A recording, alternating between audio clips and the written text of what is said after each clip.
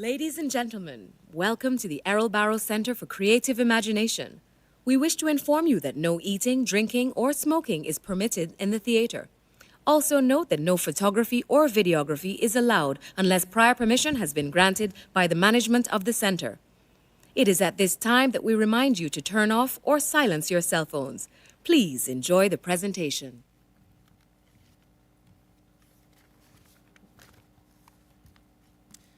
Good evening.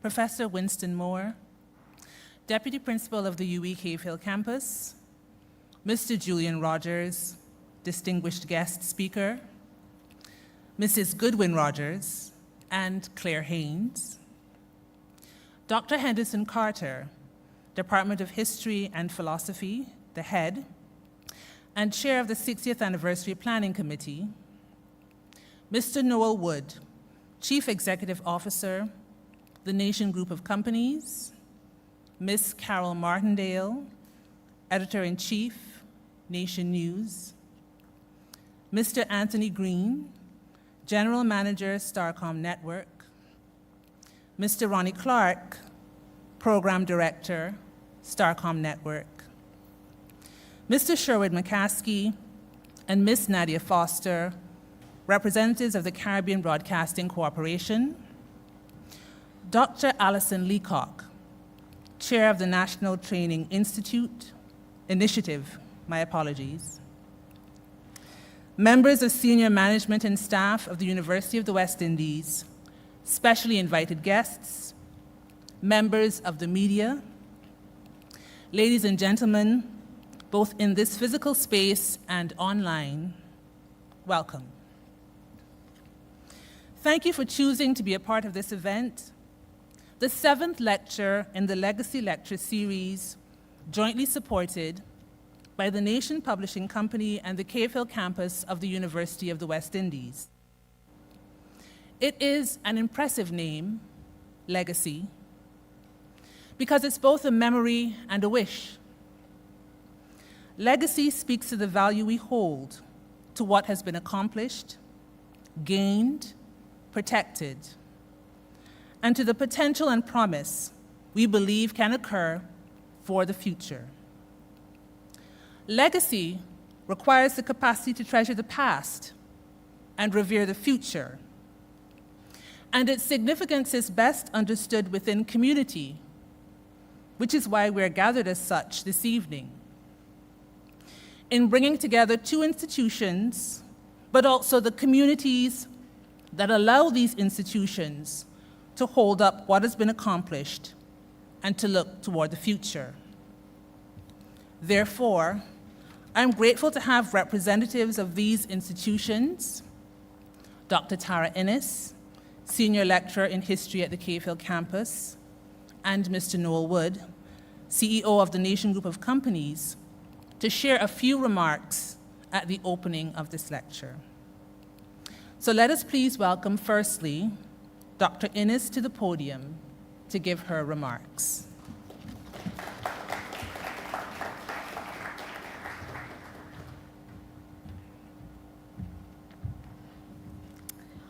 All protocol having been established, it is my very great pleasure to welcome you all to the University of the West Indies 60th Anniversary Legacy Lecture Series. Tonight is the culmination of a partnership between the UWI, Cave Hill Campus, and the Nation Publishing Company. Over the course of this lecture series, where we have heard about many of the contributions the university has made to Barbados and the region, as well as the critical perspectives the institution has brought to bear on issues and challenges facing many of our societies in the 21st century. We have had the great honor to work with the Nation Publishing Company, which is celebrating its own 50th anniversary this year, and I think that's all deserving of a round of applause. And we have now worked together to bring you a special lecture focused on the evolution of media in Barbados and the Caribbean. This appraisal comes at an important juncture in the information age. At one time, technology offered a lot of promise for wider distribution of the news and events shaping our world. Now, in the age of social media, we are battling the onslaught of misinformation and disinformation, which are being used to manipulate minds and sway opinions, and worse yet, actually influence our behaviors and actions in negative ways. And now we stand on a precipice, looking out at really what is an abyss of uncertainty that generative artificial intelligence, or AI, represents. As academics here at the university, we are exploring the problems, but also the possibilities of all of this and how it's going to affect Caribbean societies. We look forward tonight, though, to learning more about the perspectives of media professionals on these developments. And it is with this final word that I give way back to Dr. Hunt, who will introduce our next speakers. So thank you and welcome to the University of the West Indies Cape Hill campus.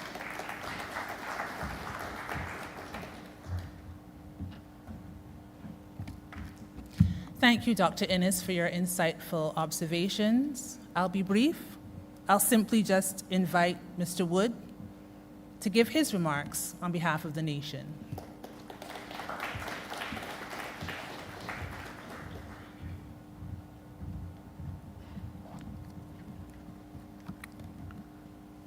Protocols having been suitably established, good evening. I'm pleased to see so many of you here this evening, and I notice our former CEO, Vivian Gittins, in the audience, and long-standing advertising manager, Mr. Wilfred Field, in the crowd. Yes. I'm honored to be here tonight to deliver the opening remarks on behalf of the board, management, and staff of the Nation Publishing Company Limited, in celebration of the 50th anniversary of the Nation and the 60th anniversary of the University of the West Indies Cave Hill campus. These two organizations can both boast of changing the lives of many on this island, and it is a privilege that they've been able to come together to mount this series of lectures. I find tonight's topic particularly intriguing because, like many of you over 45, and I'm going to show my age now, I grew up in a house where Rediffusion reigned supreme. It was the only station we listened to because it was permanently on in our home. We grew up hearing voices like Olga Lote-Seal, Alfred Pragnell, Frank Pardo, young Julian Rogers, and others of that stature. And then Julian Rogers came back and transformed VOB, two other staples on the media landscape, VOB and Julian Rogers. Back in those days, Rediffusion did not have to compete with anything or anyone until CBC came along. Now I'm told there are as many as 16 radio stations in Barbados, competing for different audiences, which is testimony to the changing media landscape on the island. Once upon a time, we would have said the future of this media landscape was AI, but in fact, AI is here. Artificial intelligence has arrived, and there was not even a fanfare to announce its presence. It kind of crept up on us because we've been using computers and fancy cell phones for a while, asking all sorts of questions and getting the answers, but not thinking about it as AI. But now, as we are moving to the next level, where people want to use AI to do their work, answer question papers, write dissertations, create graphics, play music, even make your coffee and turn on the lights, we sit up and start to pay a little more attention. At the Nation, we have gone from one printed publication a week 50 years ago, using typewriters and pasting up copy on a page, to operating with computers, and now a fully online e-paper on our website, and a strong presence on key social media platforms. Over time, we had to embrace the technology to stay current, and not just current, but on the cutting edge in order to stay ahead as one of the leading publishing companies in the region.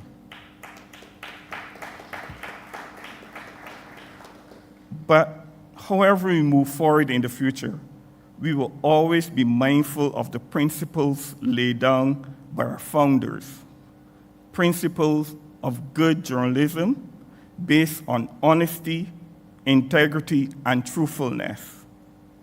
So I'm looking forward to tonight's message as we are poised to enter the next 50 years of the nation's existence. Thank you.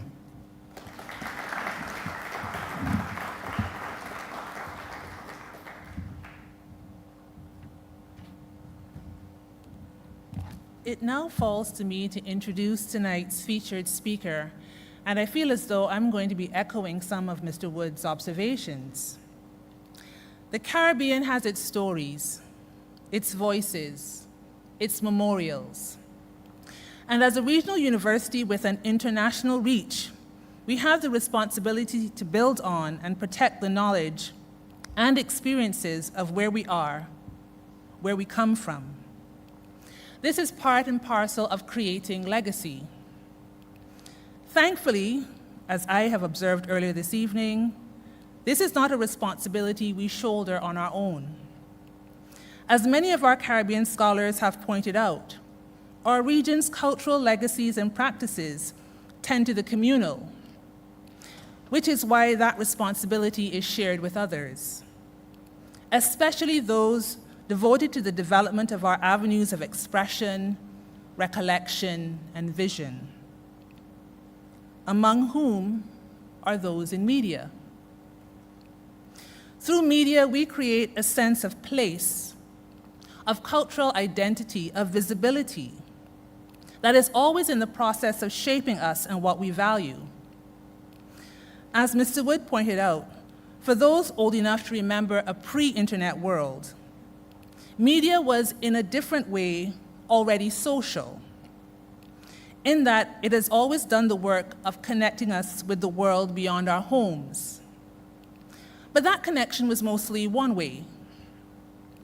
Online networks changed the nature of that connection to an exchange.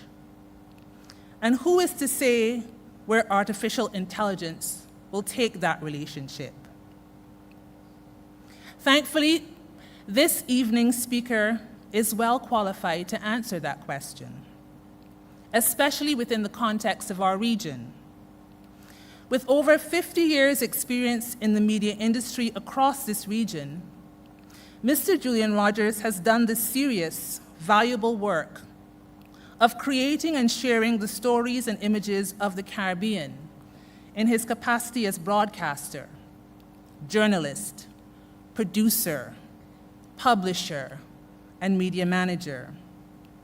Among the many positions he has held in the industry, he has been managing editor for Guardian Media in Trinidad, where he led the transformation of news and current affairs operation into digital channels, publisher for the Tropical Media Group Limited in Antigua and Barbuda, where he launched the Sunday Scoop, the first Sunday newspaper in the Eastern Caribbean outside of Barbados and Trinidad and Tobago.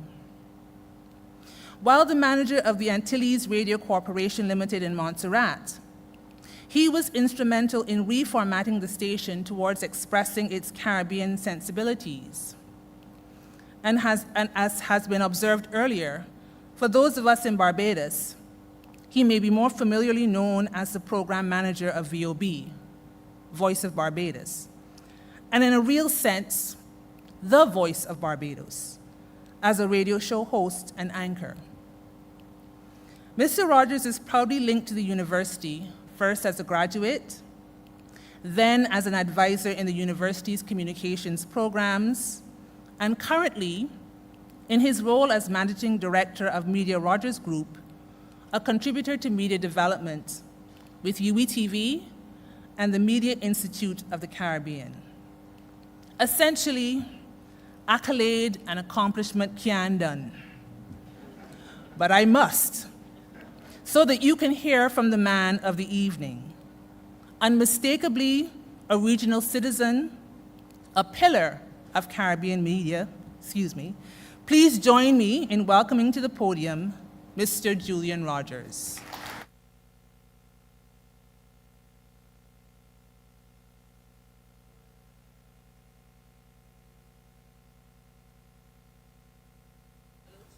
Towards the end, when I read your CV, it was just impressive.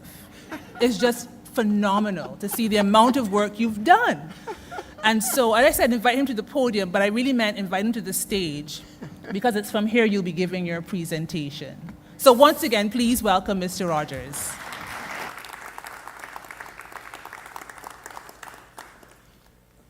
Thank you very much. I look around this room and I see a lot of people who've been part of my life for, I don't know, the last 60 years. So I'm very, very pleased that you have found the time to wade through the waters of the recent hours to come out. Somebody asked me whether I was going to do a lecture at Cave Hill. And I foolishly said yes. And they said, but Julian Rogers, you can't do a lecture, man. You tell stories. So that kind of stopped me in my tracks. And therefore, I'm going to take that person's advice and tell you stories. I also learned from one of my former students that you should not be a slave to your PowerPoint, and that you should let it naturally flow, and therefore I'm taking that advice. You take advice from younger people, it works. I have to give you the story behind this lecture or conversation with you. Chelston Lovell called me, I'm sure it must be nearly a year ago, to ask me if I would join in this effort of delivering a lecture at the university.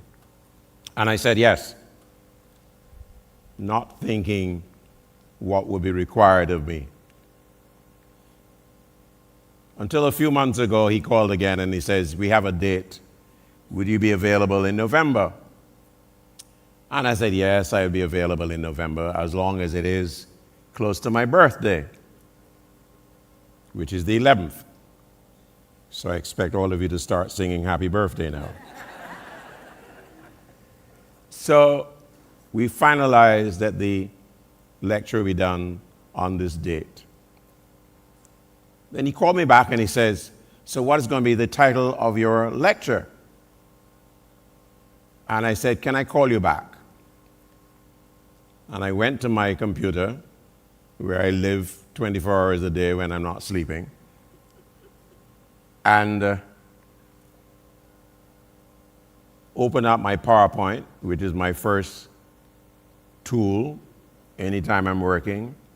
I'll tell you more about AI afterwards. So I figured out, you know something? Julius Giddens said that Cave Hill is celebrating 60 years, and you've been in the business for 60 years, so you have a parallel story. And that was it. From rediffusion to AI. Something else happened as well.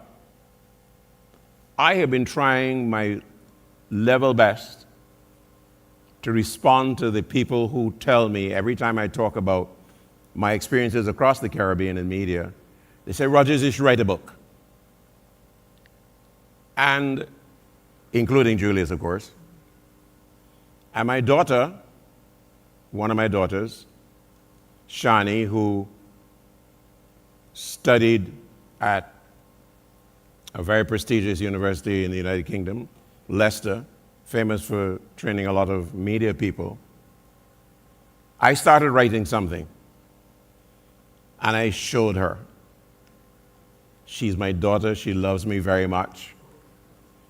but she is as unkind and as critical as Alison Leacock. And I decided after that, I ain't writing no book. If that is the cruelty that I must undergo, forget about the book. My biggest problem was finding the right title. If I could get the title right, I could begin to write. I thought about writing about my many wives and girlfriends. And I was going to portray the many wives and girlfriends as my travels across the Caribbean, working in Montserrat and Antigua and Barbuda and St. Kitts and Anguilla and St. Martin, and having an impact and interesting in Guyana and St. Lucia and Dominica and so on. Those are my girlfriends. Don't ask me about my many wives. That's my business. So I failed every which way in which to get this book started. But tonight, I'm happy to report that thanks to the university and Charleston and Julius, I now have a title for the book. 1. 2, I've written 31 chapters.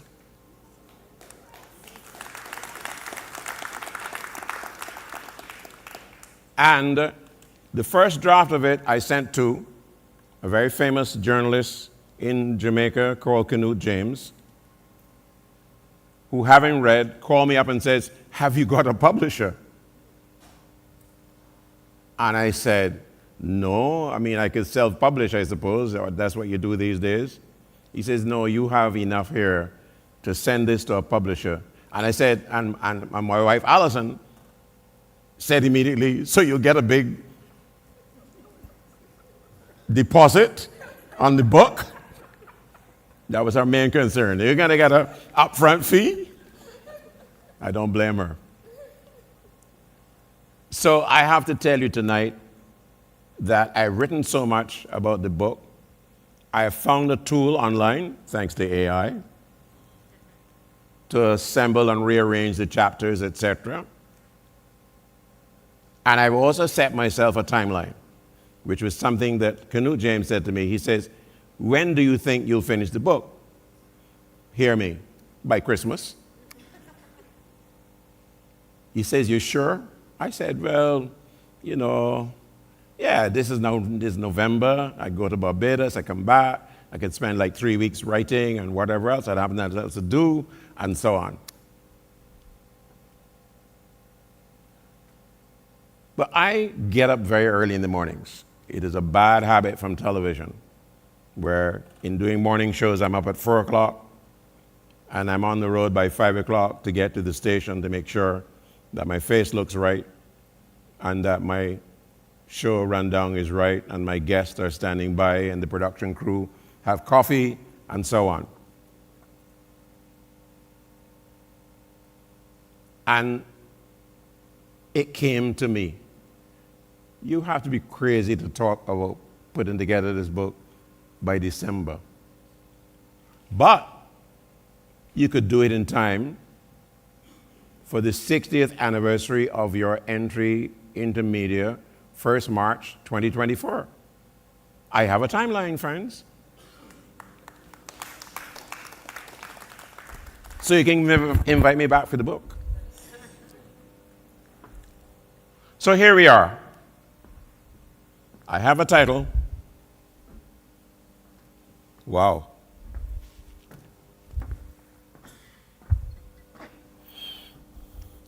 One of the problems I'm going to have tonight is that I have to be fully aware that you all would like to go home at a reasonable hour, and that I shan't keep you here till midnight. But I could easily keep you here till 4 a.m. morning talking about the media. Easily do it. But here goes. This is Rediffusion. And I'll tell you a quick story. Back in 1963, In December of 63, which is similar to the song by the Four Seasons, I went with a group of students to Rediffusion to buy some advertising for a concert that the cooperative high school was having. As luck would have it, when I arrived there, the only person available to do business with us was the sales manager at Rediffusion. His name was John Oxley. God bless his soul. Do you know what happened? We transacted the business.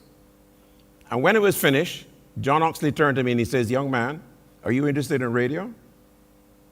And I said, "Yes, sir. But I'd like to go to university first before I even consider anything like that." I didn't tell him that my father wanted to be a doctor and a lawyer and all them kind of things, right? I never said anything to anybody about that encounter. The children who went with me, I've been trying to remember who went with me. I remember a few people, but they remember well. Do you know in 1963, in December, my father retired as the old age pensions officer for the parish of St. Michael. My father raised me, my father and I in a house. And the day I realized that my father was not going to work, I had no clue what a pension was. I went looking for work. Where should I go but to Rediffusion, to Mr. John Oxley? And I said, "Sir, this is the situation. I need to get a job." You know what he said? "You hold on a minute. I'm sending you downstairs to the program manager's office, Frank Pardo. His secretary arranged for me to do the audition. I did the audition in January of 1964. I got a call. Could I come and see them? And I went in to meet Mr. Frank Pardo. I went with a tie, which my father had tied at home, but I was unhappy with the way he tied the cigarette knot. So I went back to school to Wilbert Callender, the headmaster, and I said, "Sir, I have an interview at Rediffusion. Can you fix my tie?" He tied the tie. I went across the River Road. You know where Cooperative High School was? Corner of Martindale's and Halls Road, right? In a shop. What used to be a shop, actually. And there was a shop across the road. I went there. Frank Pardo said to me, "Young man, you did a great," I'm paraphrasing now, "you did a great audition. We'd like to hire you. Only one problem. You are so young." I was 16 years, so November, December, January, February. You understand where I'm coming from? In 1964. He said, "You are so young." And I said, "Sir, I need two things. One, I need this job because my father is not working. Secondly, I'm the head boy at school and everybody else is older than me." He says, "There are people working here who are old enough to be your father." I said, "Sir, no problem. I can handle that." So I started on the 1st of March, 1964 at Rediffusion. And this is the era when Rediffusion came into force. The first subscriber hooked up, right? The first telephone conversation, New York to San Francisco to Indonesia to Holland to England and back to New York. Can you believe that? If they could see what we do right now with the phone, they'd freak out, right? And November 15, 1935, the Nazis revoked German citizenship for the Jews. How does history keep repeating itself, right? Right before our very eyes. Whoa. So what did Rediffusion provide? Rediffusion was a companion. You heard reference to it earlier. It was the only radio station that had available in that format. If you had a shortwave radio, yes, you could listen to the BBC and other international stations. But rediffusion, which was relaying news, entertainment, and whatever else from around the world in that whole period, 1930s, 40s, 50s, coming up to the 60s, when they started incorporating a lot more of their original content. And I could spend a whole night talking about all the personalities that went through rediffusion, etc. When I joined in 1964, there was a big ruckus in the company because they said they hired a little black boy. Because the people who were on the air, let me go through that very quickly for you. The man who walked me down the corridor for the very first time in rediffusion and turned to me and says, "Can you type?" And I said, "Yes, my father bought me a typewriter last year in summer, and he told me I need to learn to type." A little Olivetti typewriter, and he brought the Pitman's exam typing book as well. So I had no choice. Nick Stanford is going down the corridor, and that corridor represented a place of work for George Mossbaugh, eventually Olga Seal, Arnold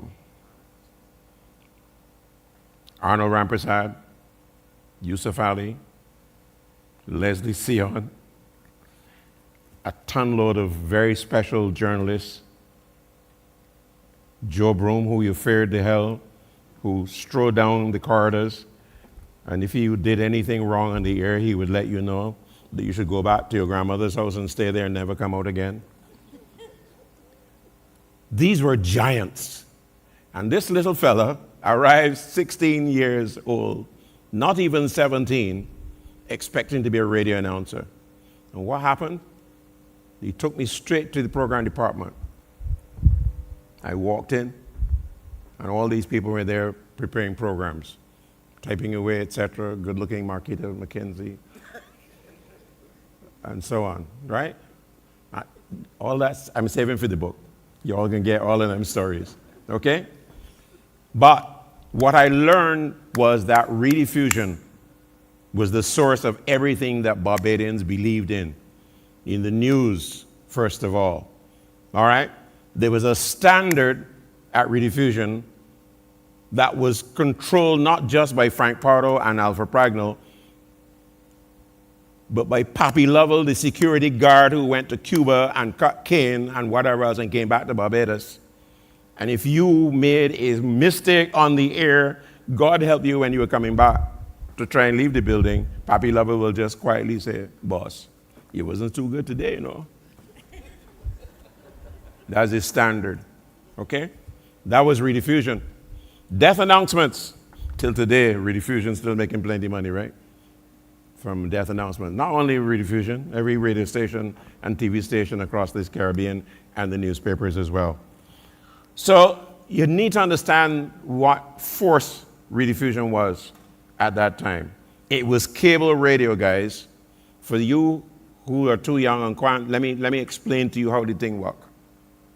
At the headquarters of rediffusion, which is now on River Road, but it wasn't always there, it was on Trafalgar Street, you had a setup that fed that signal across Barbados via the telephone poles or the electric poles, etc. Just wires, huh? Wires going from place to place. Eventually, well, they had what they call booster stations along the way. But wires going eventually from house to house, huh? So it wasn't just a direct line from the pole to your house anymore. There was, in some areas, they could literally move it and hook up Paulette House with Carroll House because they were living next door to each other. That's rediffusion, okay? I don't want to talk about Joe Tudor and Olga Seal and all these people. I mean, we can spend the whole night talking about the value of rediffusion.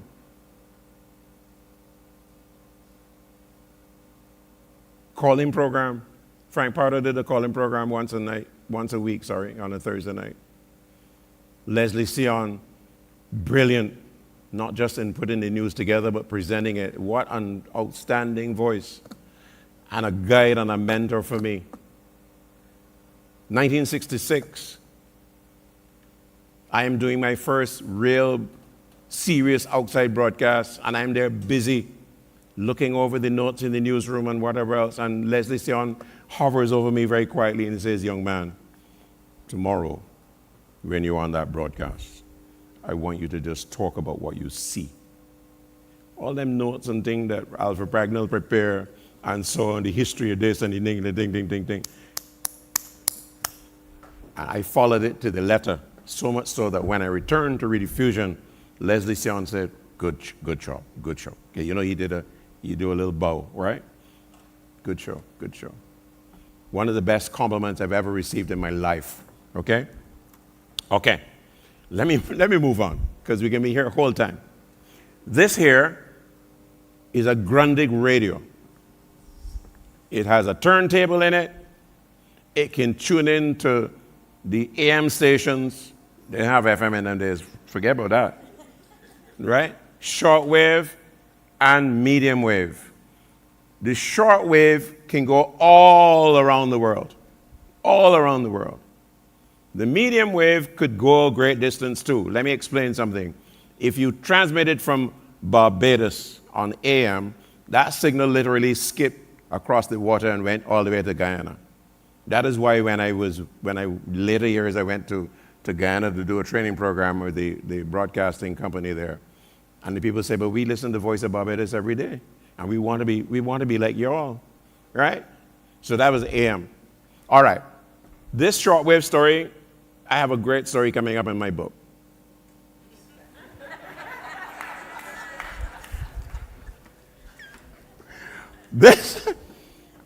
This is where Toyka is, right? This is how many people across this Caribbean saw video news. The Government Information Service had these mobile units, and they went to playing fields. They go to Belfield, and they go to Bayland, and down out in back of St. Lucie and so on, and put up a screen, and that speaker on top there, belching out the sound, and people standing, around. It was a drive-in cinema, isn't it? All right. I want to say something specifically about the newspaper sector, because we've had newspapers in the Caribbean going back to the 1800s. A lot of papers got started in the region by one person, for instance, who felt that, one, they needed to make a statement and raise the public's attention to particular things that were wrong in the relationship between the islands and the colonizer, whether it was the British or the Dutch or the Spanish, etc., across this region. So they were the single-man operations, etc. This was what they call media for the public good. These people this was not a business, Paulette. They weren't trying to make any money. Right, Wilfred? This is not about selling advertising. Right? You never sold any advertising in your life, right? Okay? So you have to understand the environment in which these people operated. Single men, I didn't find any women yet. But anyhow, my research will win. So, but eventually, let's come to a period here in the 1800s, again in the 1900s, the Gleaner. The Gleaner is still alive today, guys. The Gleaner used to put out so many pages we were embarrassed, right, Wilfred? It was such a thick paper, a broadsheet. We said, what? But I mean, they had 3 million people, so not all of them reading, though. Oh, sorry. Help. How do I get back there? Okay. Julius, you should be up here doing this. Okay. Go back to slideshow. Pick up that one.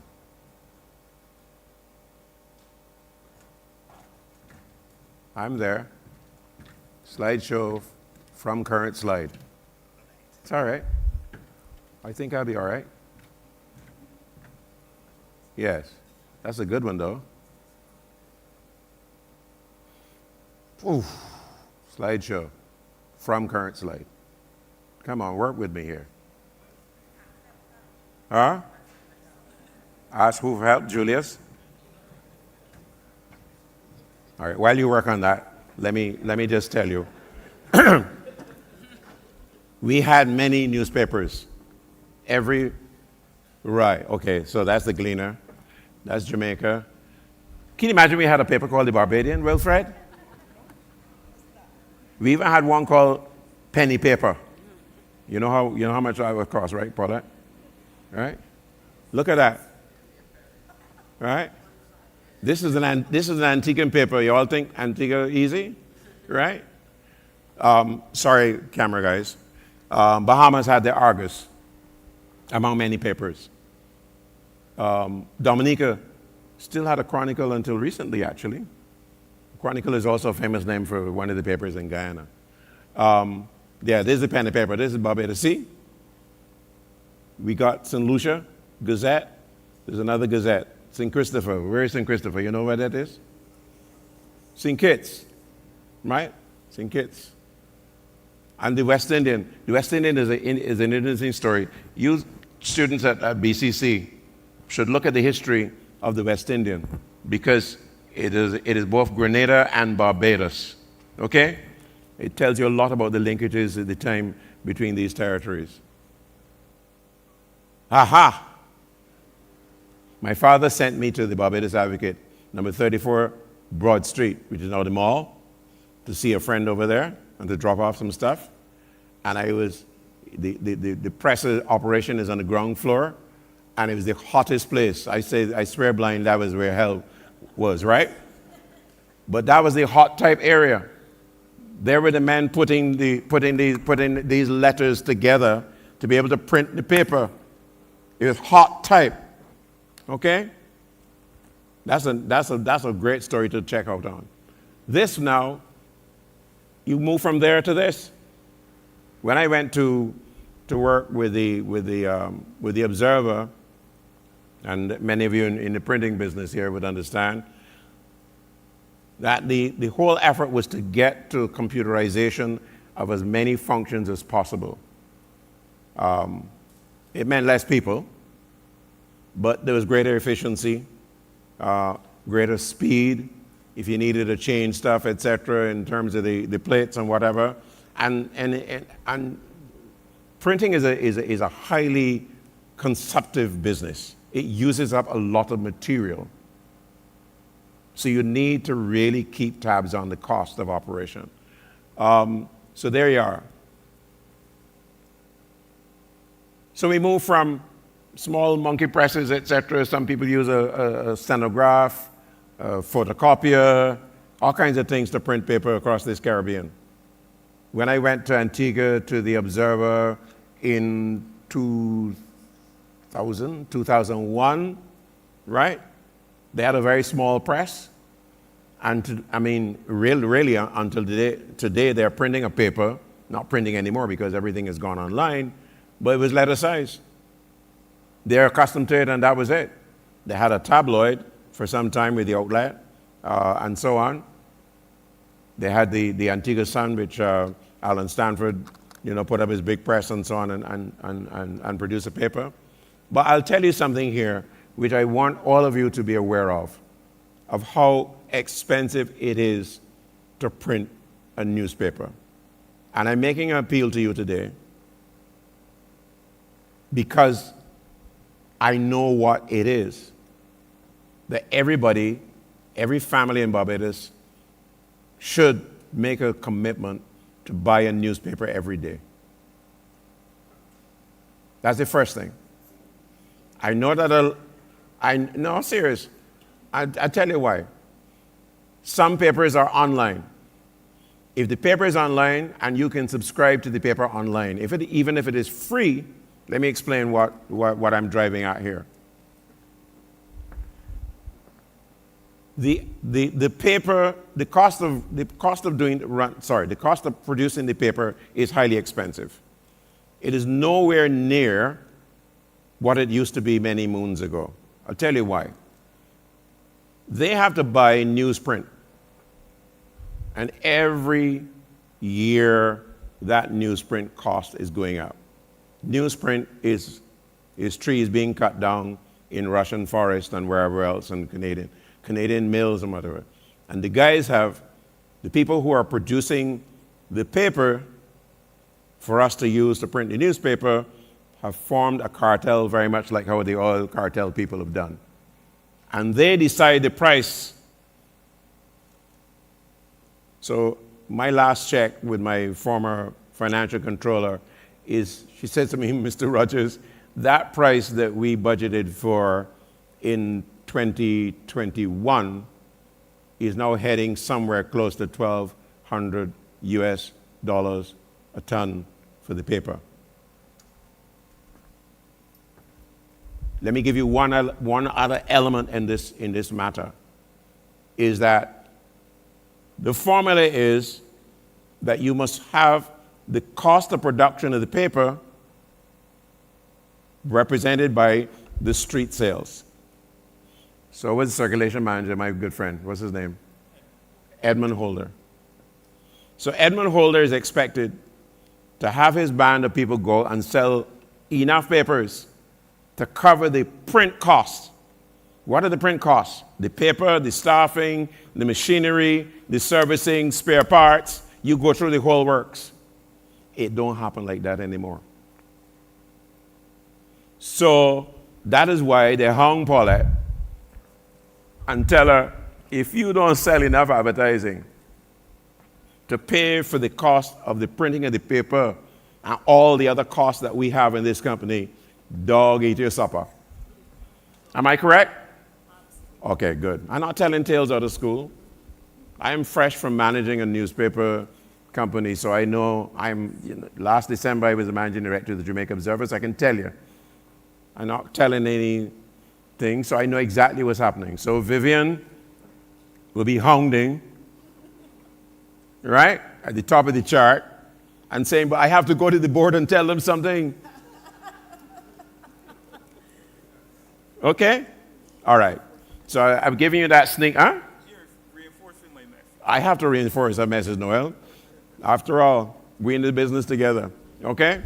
All right. So that's one of the things you need to know. I'll give you a window. So seriously, if there's a headline tomorrow, it should read, Julian Rogers said everybody should have a newspaper in their family every day.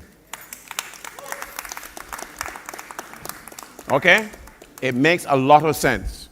And I'll tell you further, if you invest in the media, and this is not just now the newspaper, if you invest in the media, Gabby will not be able to write a new song called Riots in the Land.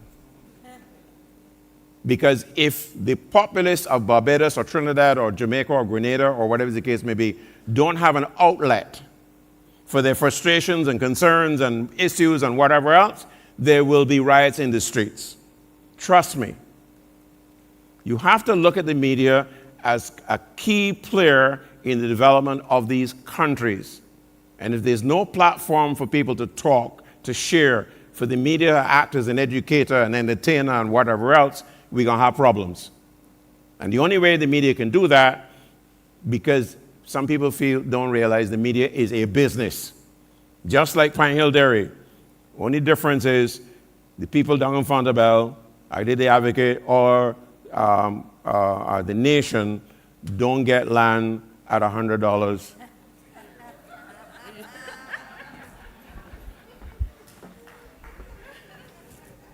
Need I say anything more? I put this up so that, again, my students would understand where we're coming from. This is a newsroom. Okay? You see a typewriter there? Yeah, that's not electric typewriter. You have to take your hand out and bring back the carriage, okay? All right. Next to that is a teletype. Oh, Lord, you need to go and check up on that. I'm not telling you what that is. That's your homework to do. When I went to Rediffusion, by the way, in 64? Yeah, as recent as 1982. Yes, as recent as 1982. They didn't have electric typewriters. Wilfred? The secretaries had a typewriter that came in a desk from England, and it had what I call bowels. in that you press a lever and the typewriter disappeared into the bowels of the desk. And the first day that computers are introduced at River Road in the sales department by the dear beloved secretary, she resigned immediately. She said, I put in 30 years, I ain't dealing with them computers at all. Which is about the fear, right? Fear of technology. All right. This is a modern newsroom.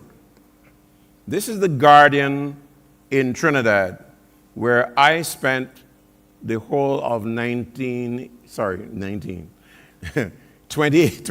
into 2019, merging the newsrooms of CNC3 television and the Guardian newspaper. They were in separate, the print people were down in central Trinidad, in Chaguanas, and the TV people were in Port of Spain. And my job was to bring them all together and create one newsroom. And boy, I fight up the union, I fight with everybody. But I was happy to go back. And everybody said, but you know something? The thing working. The print people who didn't have a clue about television are now, they form teams, which is what I was saying to them and to the union. If you do not end up being more valuable as a result of this exercise, then I need to go and sell mangoes on the street. If you guys are so good at being a journalist in print, you're good in television, you are really communicators, so there's no reason why you can't learn to use the tools and be excellent at it. Yes, some of you can be brilliant and never ever cross over, but the result is that you will end up being so very useful to yourself, one, for the present enterprise you're working with, and you're very attractive to be poached by another media house and get more money and all them kind of things. Yeah? Okay. So there you go. All right. So that's one newsroom. I'm very proud of that particular thing. All right. You know this guy? We don't know this guy. This chap, his name is Trevor MacDonald. He's a Trinidadian. He started working his career at Radio Trinidad, one of their most outstanding broadcasters. He eventually went to England, and he ended up as the #1 anchor in British television. Trevor MacDonald. I want you to listen to something that he says. All right?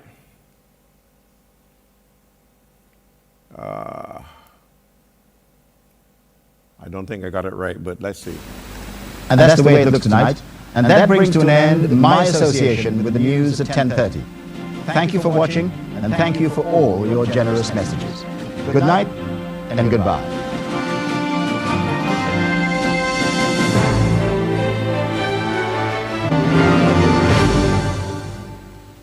So, let me explain something to you. Trevor MacDonald was so good that a British Prime Minister hired him to teach people in England how to speak English.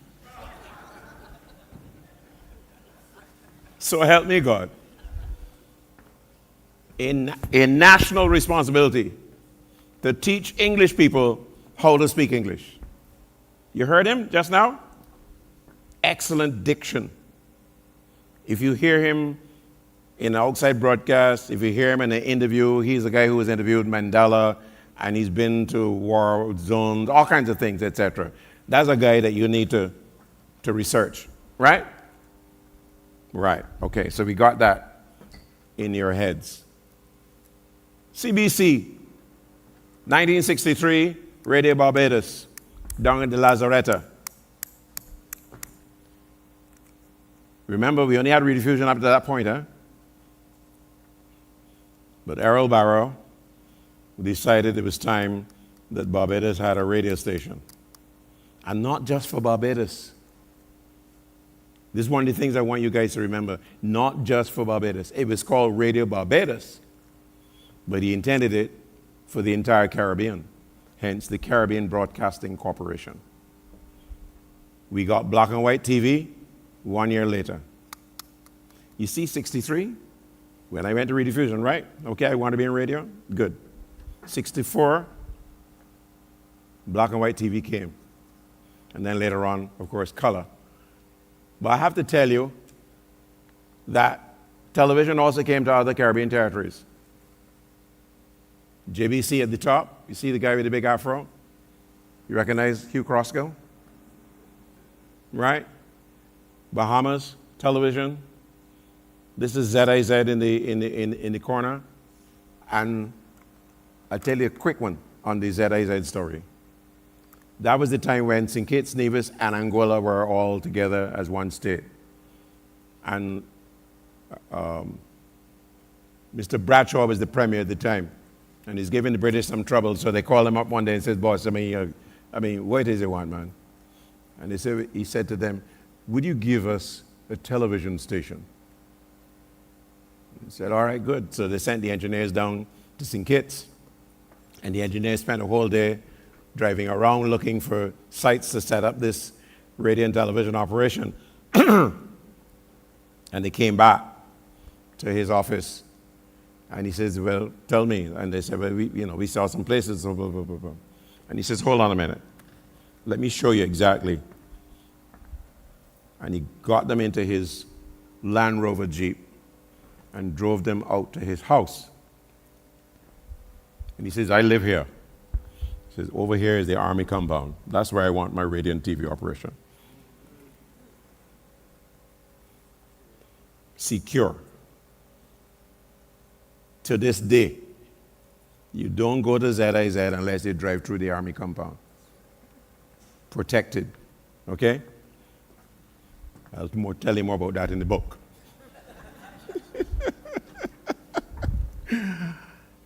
This is Leslie Sion that I referred to earlier. And that WIBS is the Windward Islands Broadcasting Service. It was shortwave radio, and it was designed to connect the banana-producing territories of the Caribbean, namely, not Caribbean, but the Eastern Caribbean. So that was St. Lucia, Grenada, Dominica, and St. Vincent. There were heavy banana-producing countries, and they needed to connect. So there'll be news on there about the banana. Most importantly, when the geese boat is coming in to pick up the bananas to take them to England, etc., so that the farmers will know when to cut and have the bananas ready for Deo, daylight come and I want to go home. Right, okay. So much for my singing career, so stick to the book. This is Radio Antilles. Radio Antilles was set up in Montserrat by happenstance, I have to tell you. The original station was in Europe. The original station was in Morocco, owned by some French people. And the Moroccan government started looking at this huge, powerful transmitter and decided that they wanted to take it over.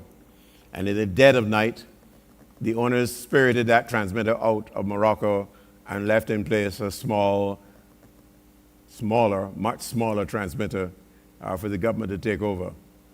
And that transmitter was floating on the water for some time, trying to find out exactly where it should be set up. And they approached the British government. They looked at Barbados, and Barbados said, no, we don't want it, and so on and so on and so on. Anyhow, the British said, why don't you go to Montserrat? And that's where Radio Antilles ended up. Huge AM transmitters, huge shortwave transmitters, and they broadcast in English, French, Spanish, and eventually when Deutsche Welle, the Germans, took it over, they started to broadcast in German, not for us in the Caribbean, but for Central and South America, where Germans are hiding out. So Radio Antilles, I went there in 1970 when David Rudder told me Michael Rudder. Michael Rudder told me that they needed a radio announcer at Radio Antilles. And that was the first time I'd left Barbados outside of going to Trinidad once as a manager of the Fantastics band. I didn't know, I knew about Radio Antilles, I listened to the station a lot, and I knew it was an old, really featured a lot of pirate DJs, former pirate DJs from England. And so I went there in 1970. And I was off and on. Eventually I became head of the English service. 2 years later, I returned there. That was the start of a number of things. Antilles had a couple of correspondents in some of the territories in the English-speaking Caribbean, but I decided, two things needed to happen. Radio Antilles never played any Caribbean music except the Merryman and Sparrow. So that was the first thing I needed to change. The second was to expand the Caribbean, the correspondent network to every territory where Radio Antilles was heard. So I looked out and found Guyanese, St. Kitts, Grenada. Well, we had Grenada, but I got Grenadian in. St. Vincent, Trinidad. That's when I went to Trinidad, and over a dinner of snack chicken. I remember I hired Dick Henderson to head up the newsroom, and so on. But that's a whole other big chapter in the book.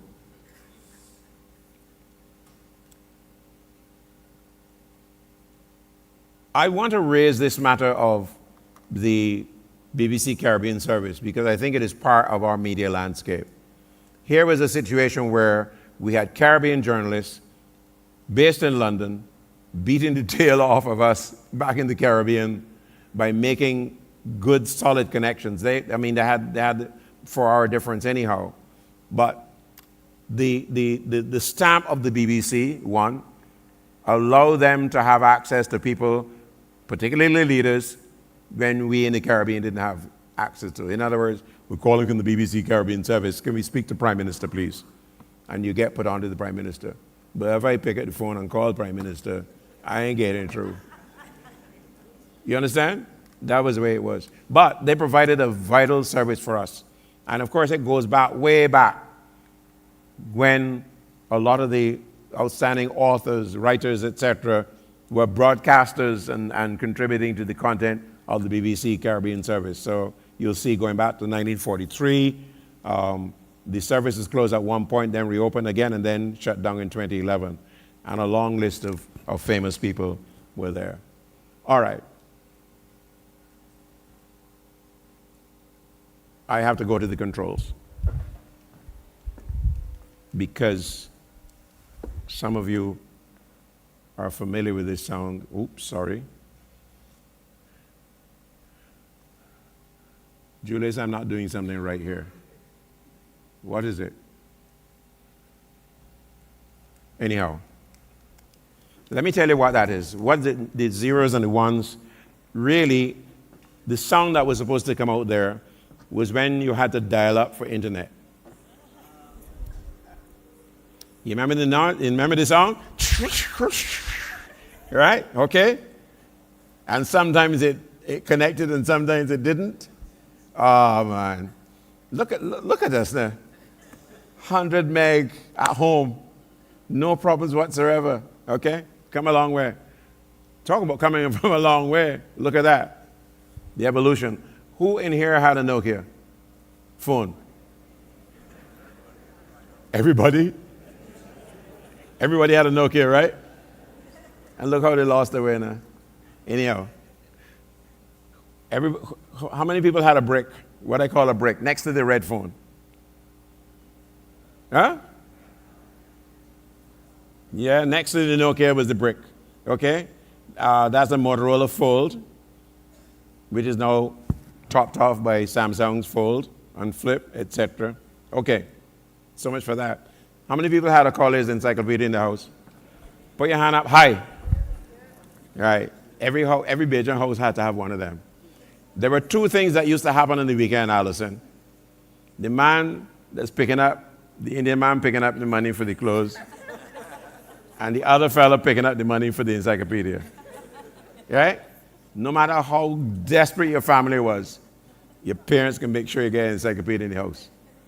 It wasn't a status symbol. It was an education. They worked out, hey, I didn't have the opportunity you had, so I've given it to you. And one of the things is the encyclopedia. And my father had a vast, extensive library in the house. I had gold leaf versions of Shakespeare and all them kind of things and so in the house. But it was the Collier's Encyclopedia that really was my resource. So when my headmaster, Wilbur Callender, started to talk about various things and so on, I go home quick, pulling out P to Q and checking out Collier's. So when he come tomorrow morning, I'm ready, right? Okay. So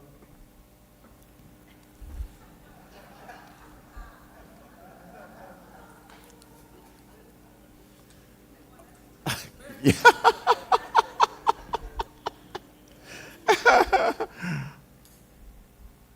West Indies cricket, playing in Australia, England, wherever the case may be. The man going down the road with the transistor radio glued to his ears. Right? Glued to his ears. And of course, you could get, famous names. Sony was around all back then.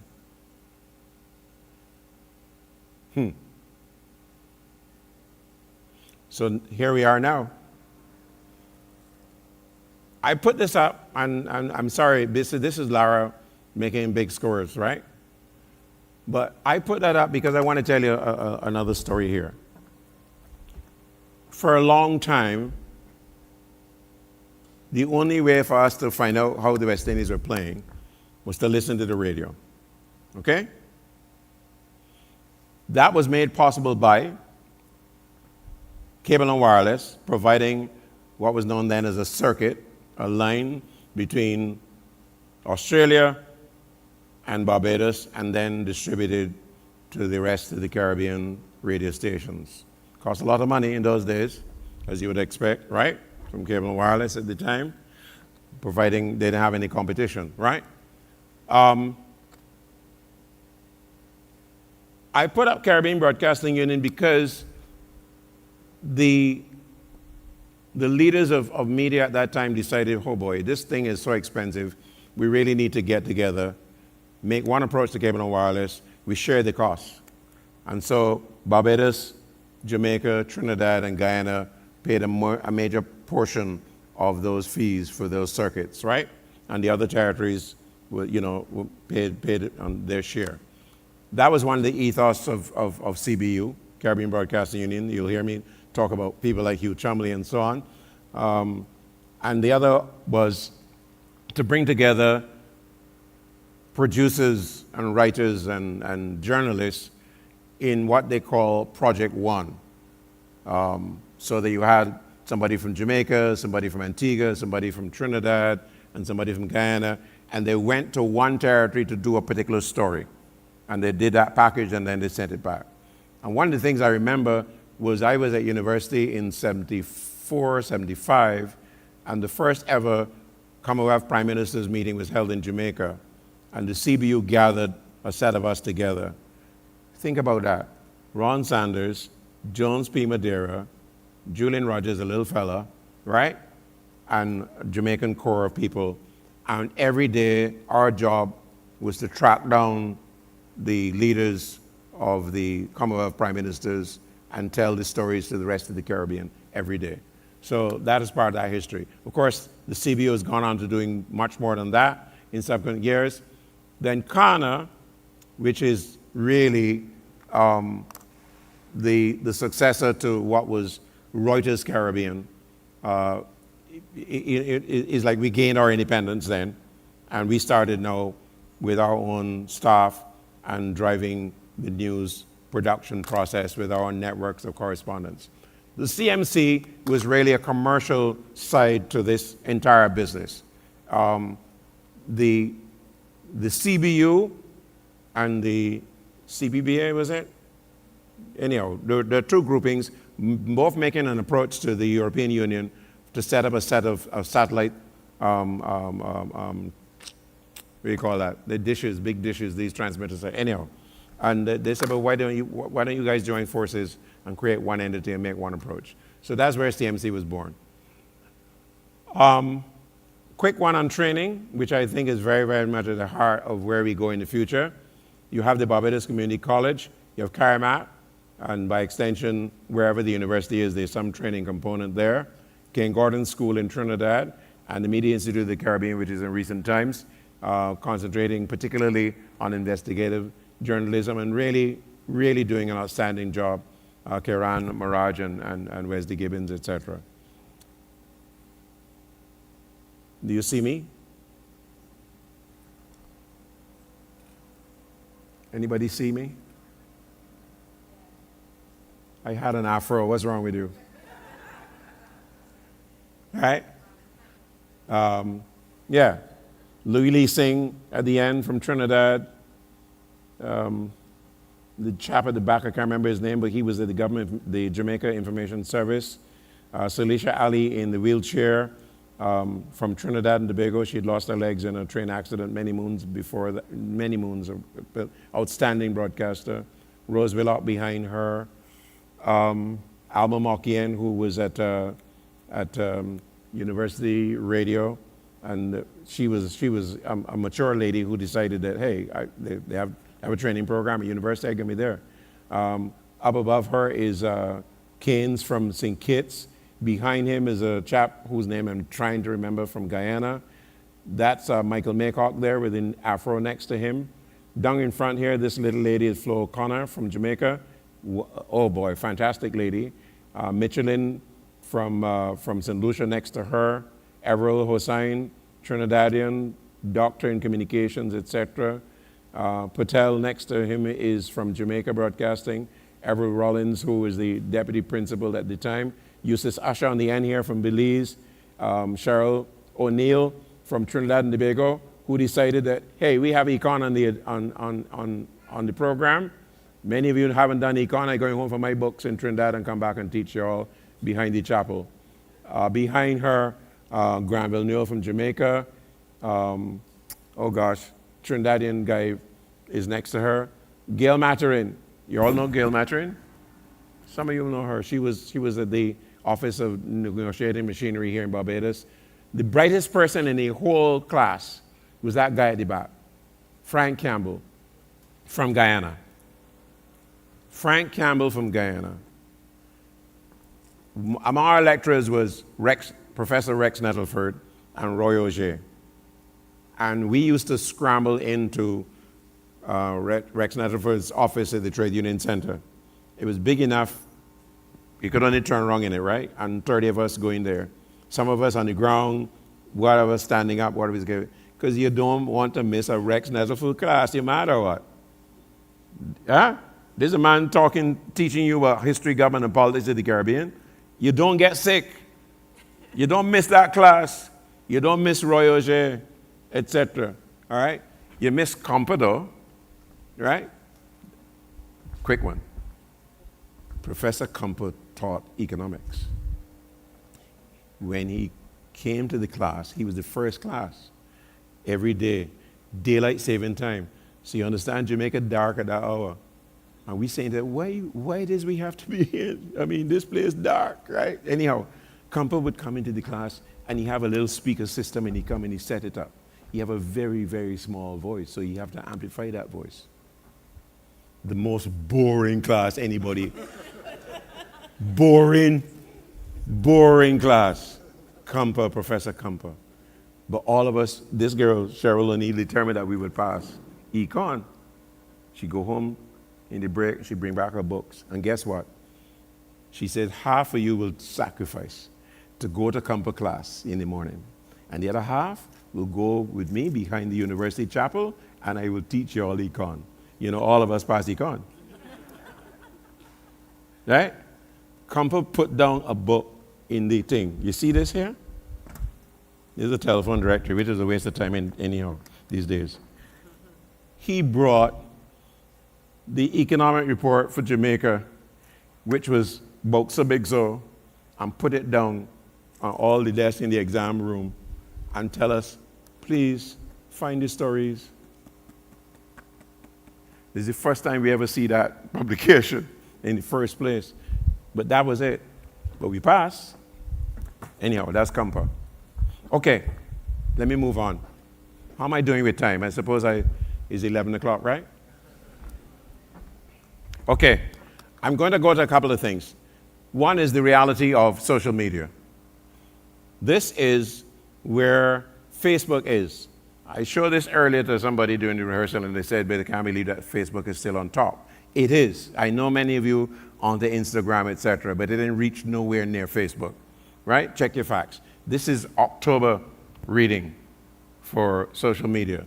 And I can go through Facebook, Instagram, Pinterest, Twitter, YouTube, the whole works.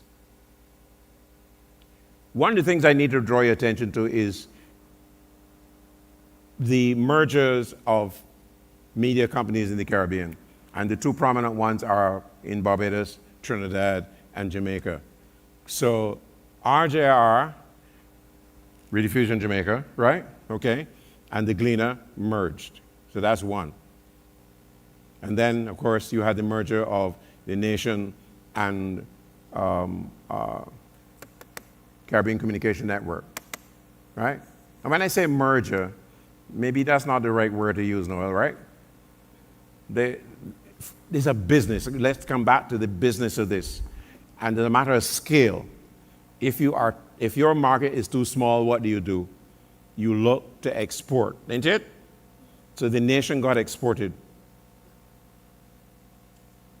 I'm trying to make it as simple as possible for you to understand.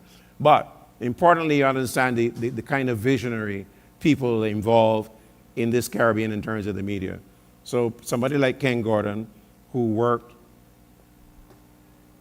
tirelessly to bring the Caribbean media together, provide support for the Starbuck News when President Burnham was starving them of newsprint and so on. All right? But the minds that put these mergers together are really the heart of ensuring the survival and the ability to thrive of media enterprises in the region. Their dream is that we'd have a Nation newspaper going across the entire Caribbean and a Gleaner going across the entire Caribbean, etc. I have to tell you, the internet has made all of that possible now. So let's talk about media viability, because I think this is one of the things that is critical for everybody to understand, because you all have a stake in it, okay? So we have to chase the money tree. Where is the revenue going to come from to sustain the media enterprises in the region? I made one suggestion. If every household bought a newspaper, if every household had cable TV, if every household is subscribing online to the media that is available in their territory, the point I want to make is this. It is possible for those who are doing online media to know exactly when and who is reading, absorbing their media. Those numbers are important. It's important for them to take that to the advertising community and say to them, I have 100,000 eyeballs. So if there are 90,000 households in Barbados, and every household bought a newspaper tomorrow, the Nation would have to ask the Advocate to help them print, right? Or vice versa. You can print 90,000? We come to that. We'll talk about that, right? But I'm just giving you the economics of this. You have to understand what's happening here, all right? So on the online side now, Barbados Today, Trinidad Express, Gleaner, Bahamas, whatever the case may be, everybody who is online with an e-paper need those numbers. So when they ask you to subscribe, to put in your name and whatever else, etc., they need that data. They need verification that people are watching, reading, listening. You ever try to look at something on YouTube? What happens? An ad comes up first, right? That's all part of generating income to support whatever you're watching, whatever the source is. So let's understand that. Chasing the money is important for sustaining media enterprises wherever they are. There's no, there's no pot of gold, as I was saying, right? And the dollars are shrinking. And I'll give you another situation. The business enterprises that could spend millions of dollars before are not doing it. Either they don't have it or they're channeling the money differently. So it's not coming to the media in the way it used to be before. They rather put somebody to do sampling on location or to get involved in some marketing exercise with products where they're putting in the hands of people, all kinds of different permutations. So therefore, I was saying to somebody the other day that there was a time in Trinidad where my sales manager, Sheeta Bolai, could call up TSTT and say to them, look, I want to put Julian Rogers on the air every hour with the news, and it's going to cost you $1 million. And the person at the other end would say, Pat Christopher would say, yes, go ahead. No contract in passing, no man. The relationship is such. They know it's fine, right? Okay? And the money is there. Try that today. You're lucky if you get $10,000. One. Secondly, it's going to take time for that person to make a decision because they have to go to so and blah, blah, blah, blah, blah, blah, blah, blah, blah, blah, blah. You understand where I'm coming from? The thing has changed radically. So where people think that the media business making plenty of money, I have news for all you. It's not so. And it is a business. So the people who come and expect the media to do things for free, I have news for you. It doesn't make any sense. You do not go to Cave Shepherd and ask them for anything for free. So why you should come to me and ask me to do things for you for free? I'm sorry. It's a business. Okay, enough on that. The tango I'm referring to, the tech tango, obviously, I don't have to spend a lot of time explaining to you.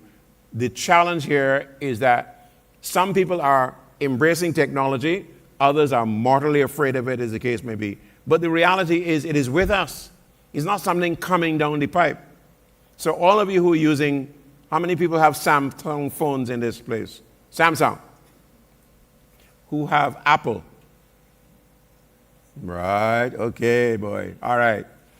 So the reality is that all of the tools that you're using right now are part of this whole media landscape. And the technology that you are using every day, from saying to, okay, Google, where's Allison? Okay, but first you'll have to unlock your device. She says, first I'll have to unlock my device. Okay, right? So you're using the technology already. So all this fear that you are thing is makes no sense whatsoever. You're calling Siri to do all kinds of things for you. Okay? And I want you to also understand that the technology is employed in so many other aspects of our lives. So therefore, forget about it.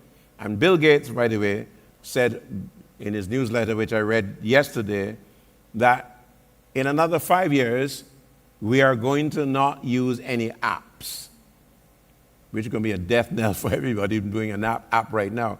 Because with this artificial intelligence, the person you interact with is going to be the person who does everything without you having to switch between this and that and whatever else, etc. By the way, how do I copyright this now? AI for me is a person. I have christened AI Albert Instinct. Is mine, don't teeth it. Right? But I say to Albert, look, I am doing this lecture on the media across the Caribbean, and I put my thoughts in there. And I say, Albert, give me a narrative for this lecture. And he says, well, it looks like you have a very big job there, but I think I can help you. Turns out, based on my input, a narrative about this particular lecture. I take that, my friends, and I go to Grammarly, I put into Grammarly, and first thing I do is get rid of all of Bill Gates' American spellings. And then I write. I rewrite, et cetera, and fashion the thing. And sometimes I send it back to Albert. I say, what do you think about that? I said, that's not looking too good. Would you like me to expand on it for you?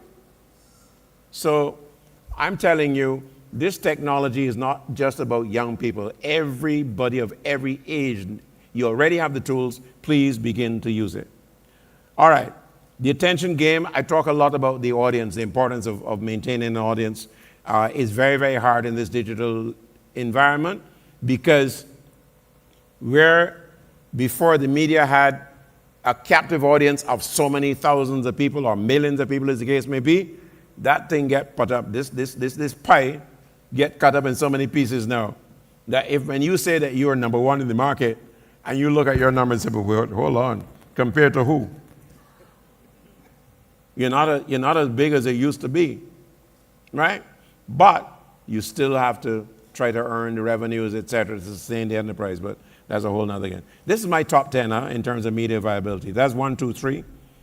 4, you have regulatory maze to go through in a number of instances, whether it's licenses for radio and television operations, right, which is one of my bugbears.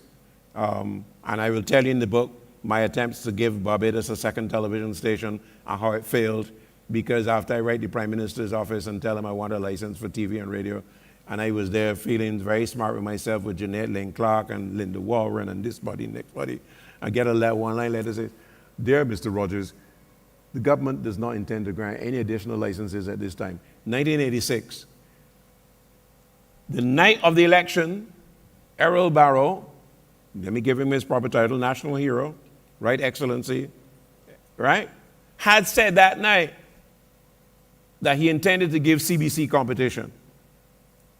And everybody called me and said, "Boy, Rogers, you're a genius, boy." I'd given up my job as sales manager at Voice of Barbados, Rediffusion, to pursue this second television station for Barbados. Read more in the book. The content cooking show, whipping up a gourmet meal using the only ingredients I have around that you could afford, but to make a meal that is exciting and interesting for people in Cayman or all the way down to Guyana. All right? You're working with what you have. That's a challenge in this industry. And then the talent show. So as soon as you get, boy, in Jamaica, oh Lord, they're cruel, man. As soon as you get a good star going, the thief offer them more money, this thing, the next thing, etc. I'm not ashamed to tell you about that one. That one cruel.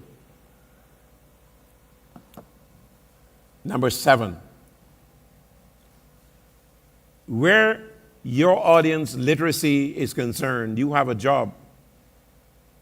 Because the things that you're going to produce for them, they must be able to accept and use and employ and whatever else. That's what I call the limbo. Then the press freedom situation.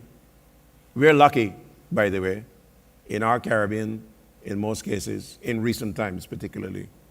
But we've had instances where a prime minister cussed a fellow here in Barbados, and the next thing he jump on a plane and went to Canada and never come back as a journalist. If you're working in Haiti, you can be sure that you're going to get killed at some point or the other. You want to know who that person is? Read the book. Right? And all of us have been threatened one way or another. You know, Harold Hoyt, God bless his soul, fighting hard against the political directorate, who I don't want to label you as a BLP yard fowl or a DLP yard fowl. And you can go through the entire Caribbean. Dr. Eric Williams in Trinidad telling people, burn the Guardian newspaper. Pressure in Jamaica. In Antigua, don't let me start up about that. Right? The government imposed a bond for newspaper publishers. Well, know that the publisher ain't got that kind of money to put on a bond, and so on, right? And the government-owned television and radio systems under pressure for the people who are not able to exercise their journalistic, whatever the case may be. Okay, and this matter of press freedom is, we almost take it for granted that we're in a particular situation, but we should never be comfortable about where we are. Always be aware that some threat looms. Whether it's advertisers deciding, boy, me ain't like how y'all put that in the paper today, you know. I pulling all my advertising. These are real things. Y'all don't know about them, right? If you're not working in the industry, but that's the reality of what we're dealing with. And then on top of all of this now, we have this privacy maze that we have to go through. The data privacy is upon us. In Jamaica, they're rolling it out. And if any enterprise, and not media now, it's everybody involved in this, you have to protect the people's data. And the big one for the journalists in particular is what I call the reality show, this balancing act. Because you're trying to be the source of credible information, but then there are other people involved in sensationalism that are giving you a bad name. You also have to dance the tango around the fake news and so on. And there are people out there competing with you who are running little radio stations online, or running newspapers online, or blogging, or whatever the case may be. This is such a fragmented environment for people operating in the media these days that if you didn't love this thing, you'd leave and go and sell mangoes on the street somewhere, or coconut, or something, because you recognize them fellas don't have as much pressure as you. And if you learn to cut coconut well, you should be all right. But it's like a Wild West. All right. Where will the next Marvel Manning come from? Where will the next outstanding anchors and producers and whatever else across this entire Caribbean come from? In an age where you could have somebody reading the news who is not even a human being. That is an Indian anchor. She reading the news left, right, and center. And it is also possible in terms of radio. Radio news. I could sit right here and give you a newscast in less than 3 minutes based on the newspaper that the nation put out today. And have it timed, by the way, to happen at 11 minutes after the hour, every hour for the next God knows how long.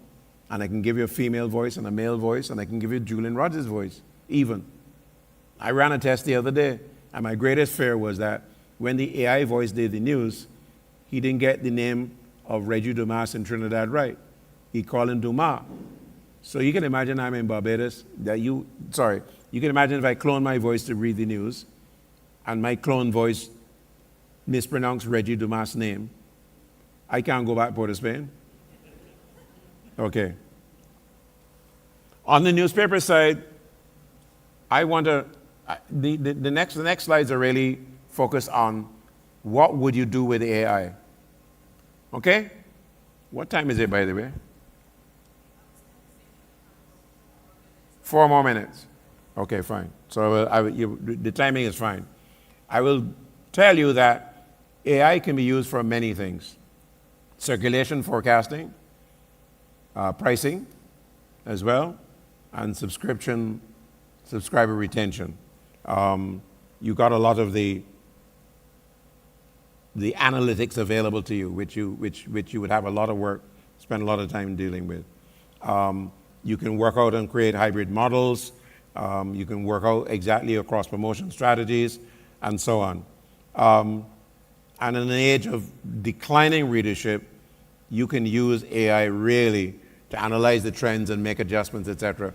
You see the advertising people, the marketing people, and the journalist team need to get together in a room and don't come out until you're all on the same page, driving in the same direction in terms of responding to exactly what's happening.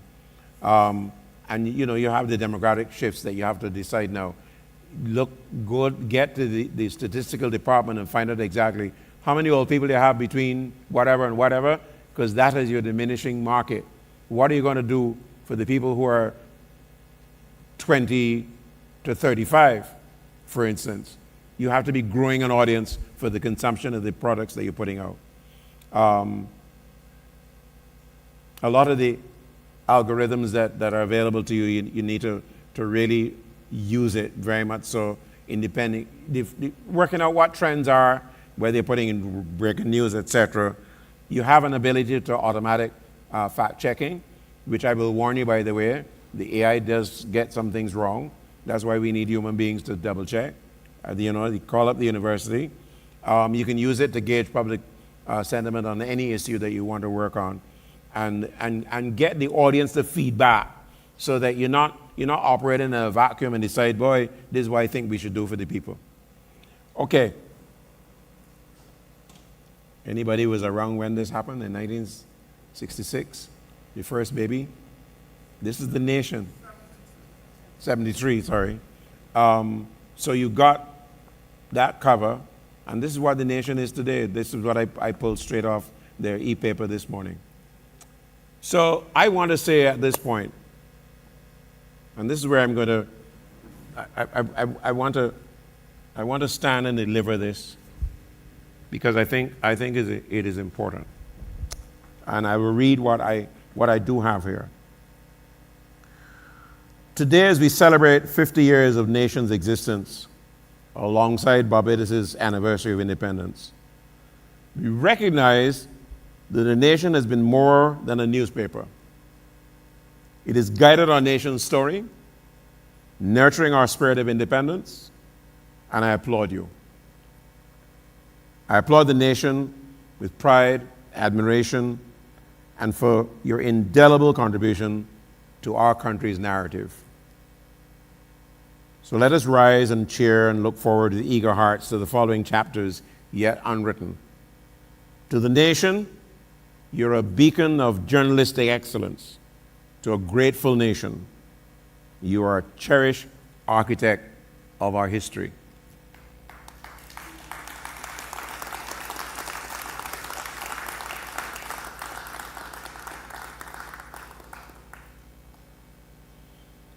Now to the University of the West Indies. We celebrate this institution, which is certainly a jewel in the crown of global academia. Our expressions of gratitude barely suffice to encapsulate its contributions to our national and regional development. The University of the West Indies is a pillar of higher learning and a cornerstone of our Caribbean civilization. Congratulations to the university, particularly at Cave Hill. Your legacy is one of empowerment, enlightenment, and unwavering dedication to the Caribbean community. Thank you for the opportunities you've provided, the doors you've opened, and the honor of being part of your illustrious narrative.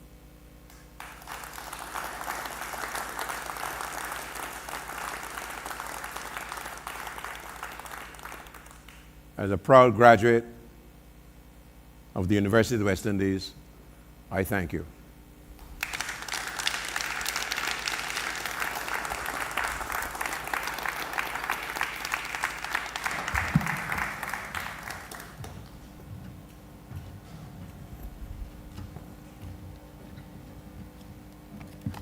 I appreciate so much the historical background that you've given towards media in the Caribbean. So many things there that I didn't realize had occurred in terms of the age of our newspapers. And I'm really looking forward to some of the observations and comments that we'll have in this segment of the evening. So what I want to do is open the floor, both here and online, to any comments, observations, or questions that you have for Mr. Rogers based on his presentation. I know for me, I'm drawn to the latter segment of your discussion about the use of AI. And I noticed that you were focused on how AI could be a tool for strategy and management.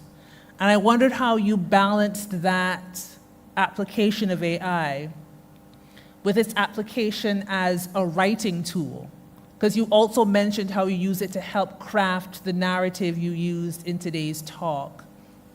So I'm curious about your thoughts on that. One of the things I think we need to, and I'm speaking particularly to the editors of media in the region. I know that one of the first reactions was that a journalist would use the AI tools to write a story. And therefore, that is not the way you want them to do a story. I operate on the basis of immediacy. How quickly can you put that story together and get it out to the public?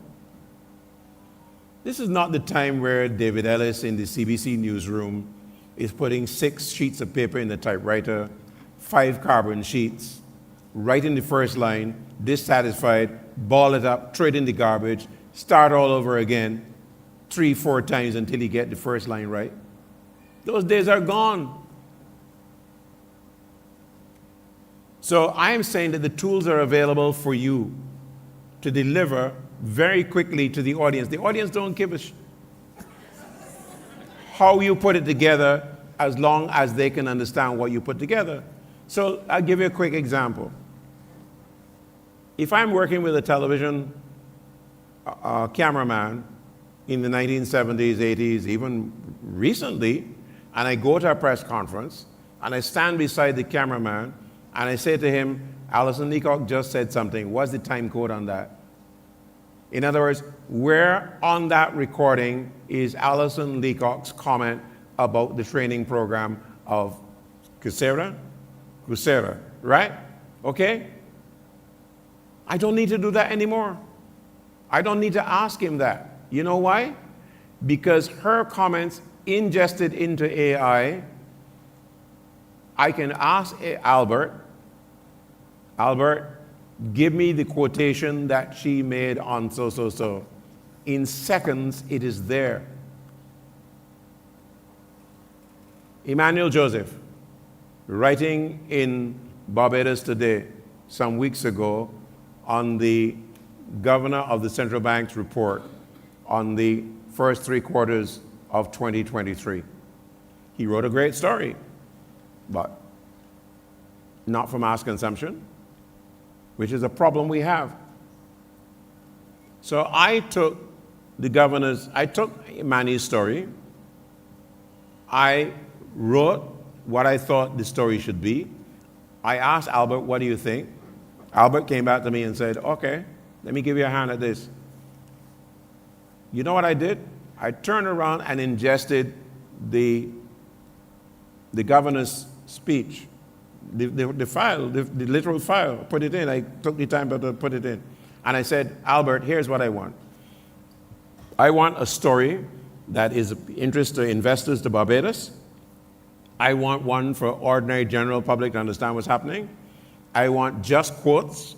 I want also elements that I can use to put on Twitter, whatever the case may be. I ended up with 6 different versions of the same story, and in record time. So don't tell me that we need to pretend that the tool is, it's Jambi. It's not. It's for us to use. It's like telling me, well, don't use a typewriter then, don't use a computer, don't use a pencil. We're going backwards? We're going forward. What we need to appreciate is that the tool is a tool. The human being, creative, is still there. The fact checking is critical. Your creativity in writing is still there. So if you write something and you want to compare what you write with the vast knowledge that's available in the resource of the internet is available to you, use it. So in one last part, the scientist that we all like on television that makes science very funny, what's his name again? Huh? No, not just Bill Nye, the more recent guy. Anyhow, Neil deGrasse. Neil deGrasse has asked, what is your concern about students using AI to write essays and whatever else and so on? You know what he said? He says, let them go ahead. He says, what you do is have an oral exam. Then you know if to know what the hell they're talking about that they wrote about. There you go. Yes, thank you. So I wondered if there were any comments or questions from here in the audience before I go to the online audience. Yes, I see a hand here. I think there's a mic coming, so you can wait until the mic comes.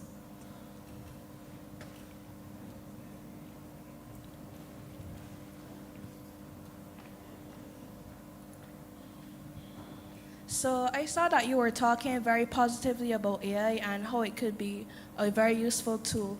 But what are your thoughts on concerns such as over-reliance on technology that the AI could bring, the ethical concerns as it relates to journalism, job loss concerns, and also plagiarism concerns? Because I'm not sure if you're aware of this, but AI takes previously made content from other people and uses it to generate the content that you asked for. So what are your thoughts on that? All right, so let's deal with the last one first, okay? This jumbie that is, the so-called, why I call it a jumbie that people think, right? What you're really doing is having access to all the world's knowledge. That's simply that. In other words, the people took time to ingest all the material that's available to them, and you're drawing on that. Okay? So you're using that resource the same way you would have gone to this college encyclopedia and check and say, all right, I need to learn so. So that is the resource that you have available to you. Okay, plagiarism. One of the interesting things about the Grammarly, for instance, that I use, is that when I write something, I ask Grammarly to check whether I have written something that I thief from somebody. And it says, Mr. Rogers, we checked everything on the internet and realized, no, nothing that you wrote, everything you wrote is original. If, however, it picks up something, it would say, in paragraph 25, whatever the case may be, you wrote something which is exactly the same words as John Brown wrote in so. So then I end up having a resource, a citation that I could utilize, as the case may be. I think that you have to look at this thing as a tool, and that the material that is in there and available to you was prepared and produced by human beings. The machine doesn't produce anything, you know. It is gathering, summarizing, giving you different versions of the thing as you think. So that the prompts, what you ask the machine to do, is really the heart of what you're getting at. And therefore, it is not a reliance as you are suggesting. It is an aid to what you are doing.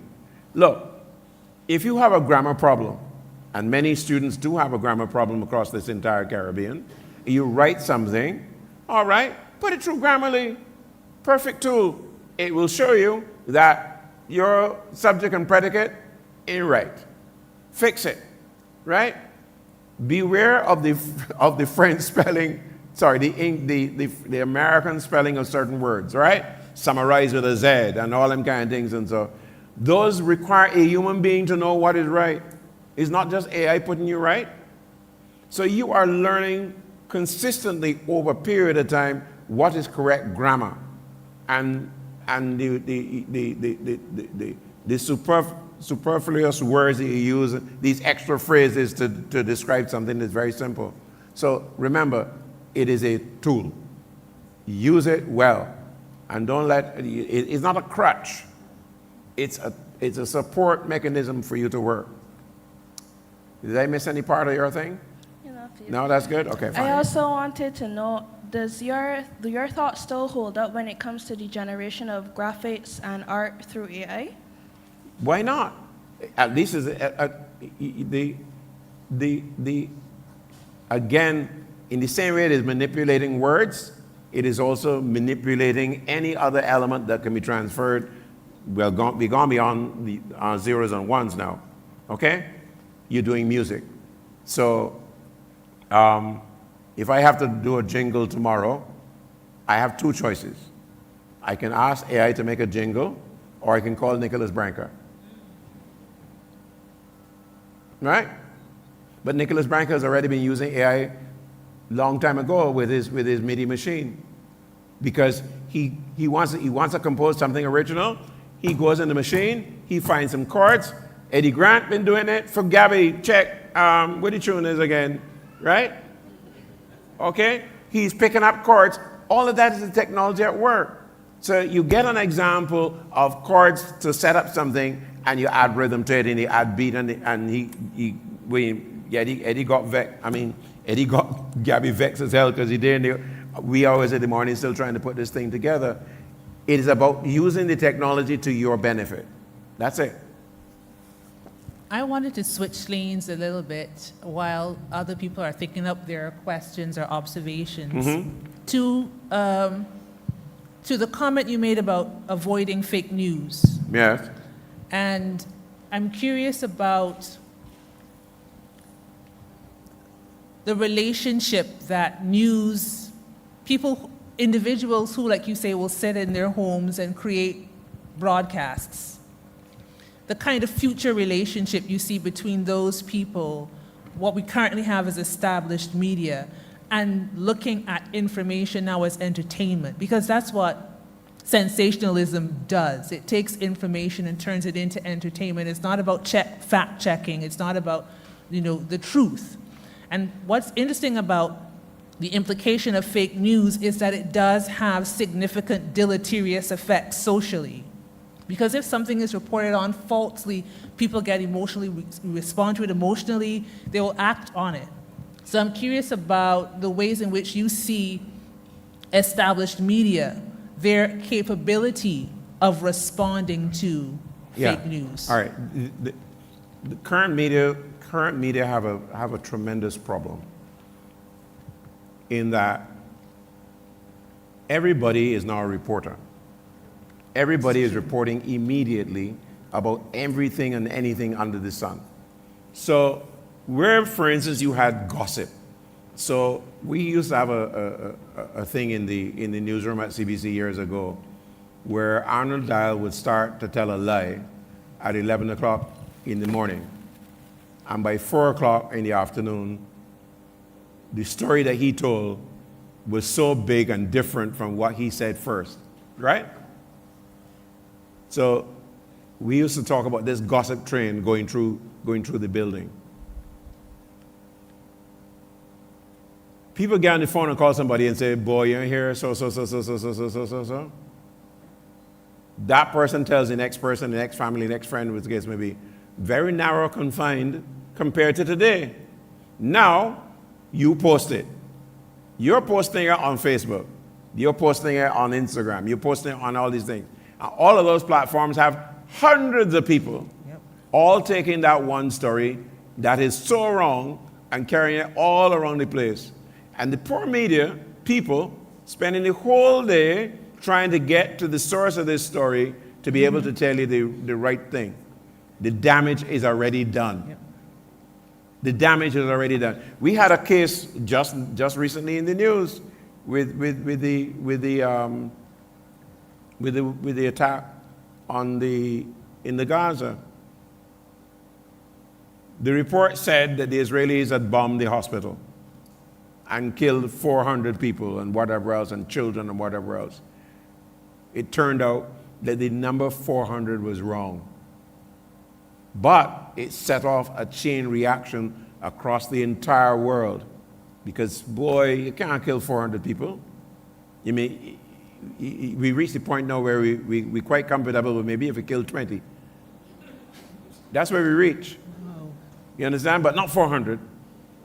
But the damage was already done, and that ripple effect has gone on and on and on and on and on.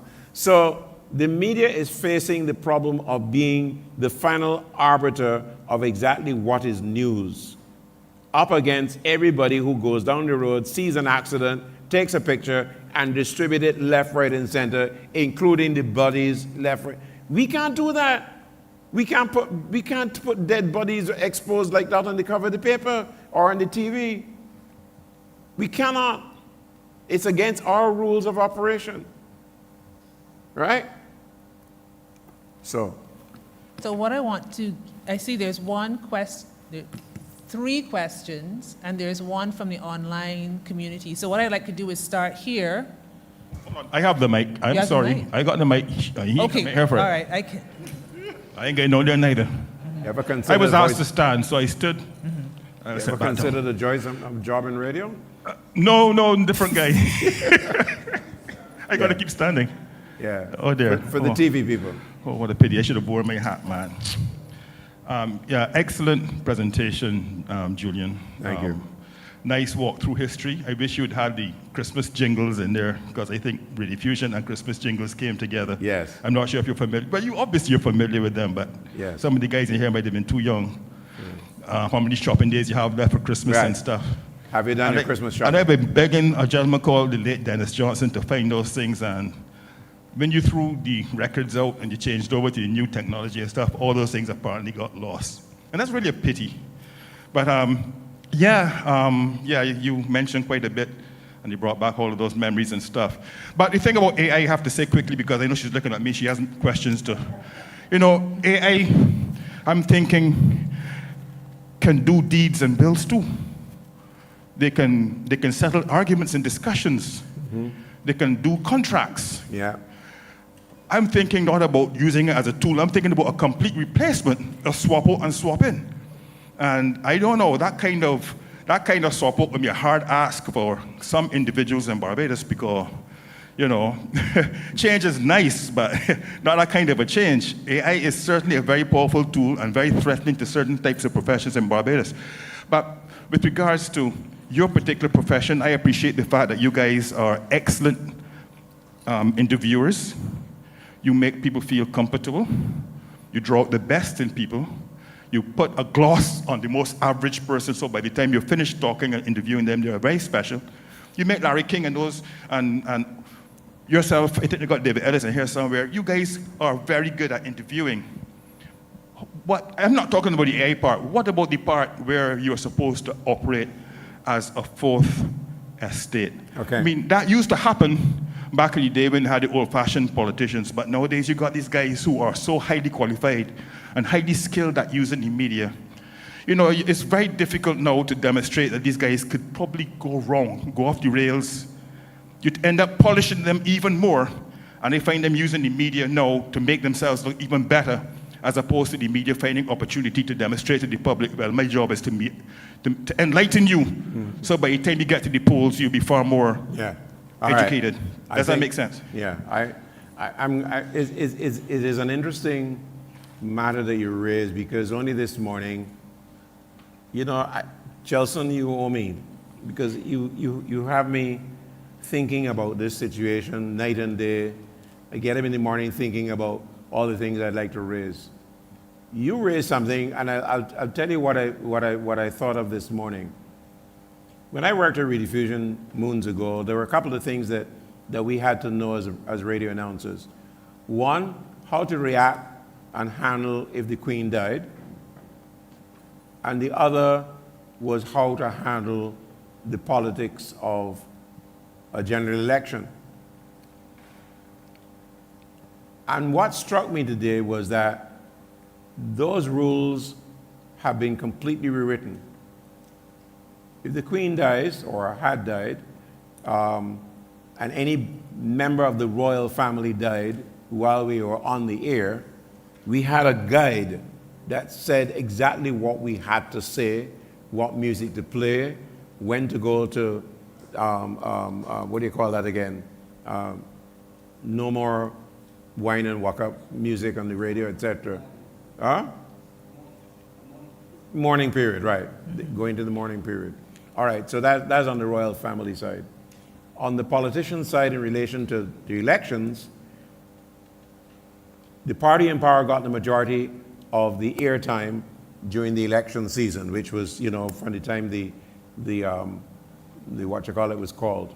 Not when the election is called, but the nomination day, between nomination day and election. So the party in power, let's say that the broadcast time given to the party in power was 1 hour. The party in the opposition could only get 15 minutes for the broadcast, etc. So it was apportioned. That rule doesn't apply anymore. No political party will go and argue with CBC or VOB for airtime again because they're already broadcasting. They're already online. The political meetings are carried live by them on their platforms, etc. So you giving them 15 minutes for a party political broadcast don't make any sense. They have enough money to buy the ads before nomination day. And, you know, in Antigua the other day, the last election, there was one guy who is so rich that he nearly buy out all the time on the radio station. So his ads weren't 30 seconds long or even a minute long. He buy for a whole tune. A whole tune, you know that reggae tune about there's a place in heaven for you, right? How long is that? That's about 6 minutes long, isn't it? Right? He paid for that to be his campaign contribution.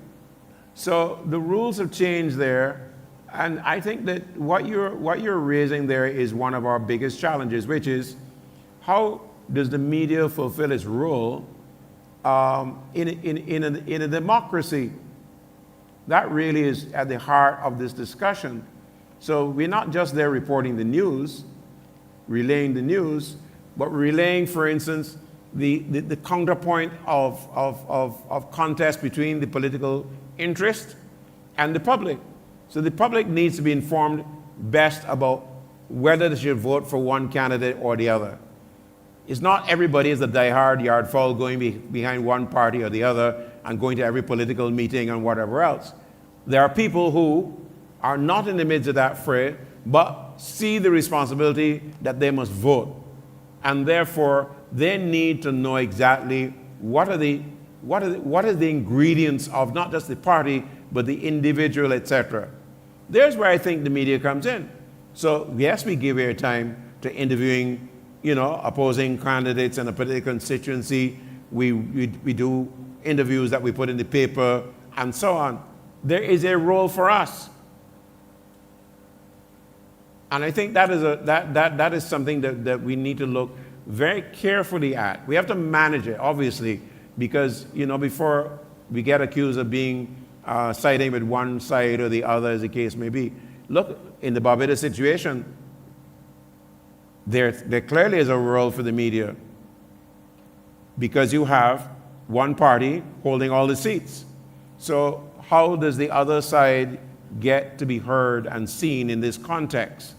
And if you read my book next year, you will hear exactly my particular experiences in Trinidad and in Antigua and in Jamaica and in Barbados, how the politicians move and manipulate and use the media, etc. I mean, I wouldn't tell you I was taken off the air before the 1999 election, but that's in the book. Yeah. I was going to say that I was thinking through your opening comments when you prophesied that we could be here all evening. Yes. Right? So in order to address that, what I want to do is have these questions, just briefly state your questions and you can briefly give your responses. I will, yes. And then I want us to kind of wrap up in the next 5 minutes. So okay. I saw someone outside the microphone. Yes, me. Yes. Yes. So that's good night, one sir. question, yeah. I'll try to keep my questions very short. I'm speaking comparatively in this first question. We say we want to go green, but we are still digging for oil. We're saying we want to go paperless. So I want to know how you see the future of newspapers in this paperless society of the so-called future. My second question is this. I guess it's you are a Caribbean person, and Rediffusion is one Caribbean, right? That's what I call it, one Caribbean? Yes. So how do you see us as this CARICOM separate nonsense, when we could become one nation and we wouldn't need CARICOM. Okay, let me make it very quick. One, to answer your last question, I think the answer lies in partnerships between, among the media entities, and not just mergers and acquisitions, as the case may be. For instance, if something is happening in Jamaica of interest to the rest of the Caribbean, the nation wants to put that together. In the old days, they would send Al Jilks up to wherever the big story was, etc. They can't afford to do that anymore, but they need a story. So therefore, they need a partnership with another media house in Jamaica or Grenada, as the case may be, to get the story. Your first question really raises something that I very fearful of saying, but I will say it nonetheless. Because where I presented the crisis really of the newspaper industry as regard the cost of operation, the challenge here is that if tomorrow a newspaper that publishes daily decides that it's going online only, it can't do that between today and tomorrow. I'll tell you why. If you're earning $1 billion a year from advertising, traditional advertising as the case may be, for print publication, you're not going to get that kind of money from the online edition. So we're between a rock and a hard place in terms of that conversion. It will, we've been saying that the newspaper can die and the radio station can dead and whatever else for many decades now. So it really is a matter of how we manage what our future moves will be. And I think AI gives us an opportunity to move progressively to that. Because what I envisage is this. We need to concentrate on our core business, which is we need to put journalists in the field and create more content that is appealing to various sectors of our audience. And all the other services that we have now, that we have peopled, I'm sorry, we either outsource it, whether it's to AI resources or to other companies that do these specialized services, as the case may be. And we concentrate on the business of journalism. That, I think, is in our future, an immediate future, actually. Yes? Okay, we have another question here. Good evening. Good evening. I apologize for being late, but I had to be here to see an icon. I just touched down in the country, actually. But my question is basic, but not so basic. Mm-hmm. And I'm not sure if you touched on it, but it has to do with the English language. Can you bring the microphone up? Oh, sorry. Yeah. My question has to do with the English language, the use of the English language, and it may seem basic, but it's not very basic. Too often, and I said, I'm not sure if you touched on it because I arrived very late, but too often I hear very poor English, poor pronunciation, poor written English in the press. So I'm going to give you some examples. Flora and fauna pronounces fauna. Mm-hmm. I find everybody is myself in. Everybody is myself. And I wonder, what about the pronouns me? I, you, they. Everybody is myself in, themself in, their self in. The other concern is there is certain language that is French. For example, one can say, much ado about nothing. Dr. Leacock knows what I'm speaking about. Mm-hmm. But a lot of people say, much ado. One is French, A-D-I-E-U, right? Another thing, to be quick, everybody, persons. There are 100 persons. What happened? Yeah. Sorry. What happened to the word people? Can I stop Let you me right have my seat. Yeah, But you get my point. Yeah, I get your point. So my point is really how well-trained are journalists. You talk about Grammarly. You can't go to Grammarly unless you know proper grammar. Yes. Subject, verb, agreement. Okay, great. I made reference to the matter of training earlier, and you reminded me of a course that the university taught when I was there called Use of English, because they realized that the students who were well versed in many academic subjects really had a problem with the English language. You're right about the matter of the language usage in the media. In some ways it's a tragedy because we are supposed to be communicators of the highest order. I remember in my Rediffusion days, you couldn't even dream of making the kind of mistakes that you're talking about there, because Alfred Pragnell will be behind you, asking you clearly what you're talking about, and Frank Potter will suggest that you lose some of your bonus, etc. But the language is a problem, and it's not just for the media, it's across the entire society. You raised one of my favorite ones. Everybody talks about persons, and I said, but what happened to people, for instance? So I will only say to you that there are training opportunities. One, the institutions that I referred to, the university has a number of platforms for teaching, and there are other schools in private sector, etc. But the biggest resource we have available to us is on the internet, and it doesn't cost any money. And you have Coursera and all these other people offering free courses, and language has to be primary. We have to get our language right. Otherwise, we're really wasting our time. So to be good communicators, and it's a pity that I didn't get the Trevor McDonald piece to go, because he makes that point as a journalist, where communication requires us to have the highest levels of skill, because the general public, which is the point I always make, the general public does not accept that Julian Rogers does not know Patagonia and whatever else. They expect me to be the brightest person in the world, and and the only way to achieve that is really for what my father talked about, continuous learning. And I say the tools are available, the resources are available, and there is no excuse for you not to get your language skills right. And you have a lot of human beings available. You don't just need AI now. You have a lot of human beings around you who can help. All right, so we have our penultimate question down here. So I'm just waiting for the microphone. Do you have it? I have one. Okay. Well, I need that. No, I said he has to have the penultimate question. I'm sorry. Because right, so. But the others won't hear you, and the microphone. They want the microphone for the recording, so the microphone is Yeah. going to come to you. Thank you very much.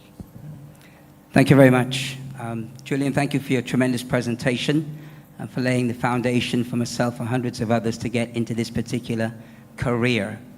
Very brief, how important is local and Caribbean content versus the seemingly strong presence continually of international fear on all the platforms? Okay. And then secondly, we chase the revenue, but what is the moral responsibility of all the agencies who are involved in information, entertainment, and education? Okay.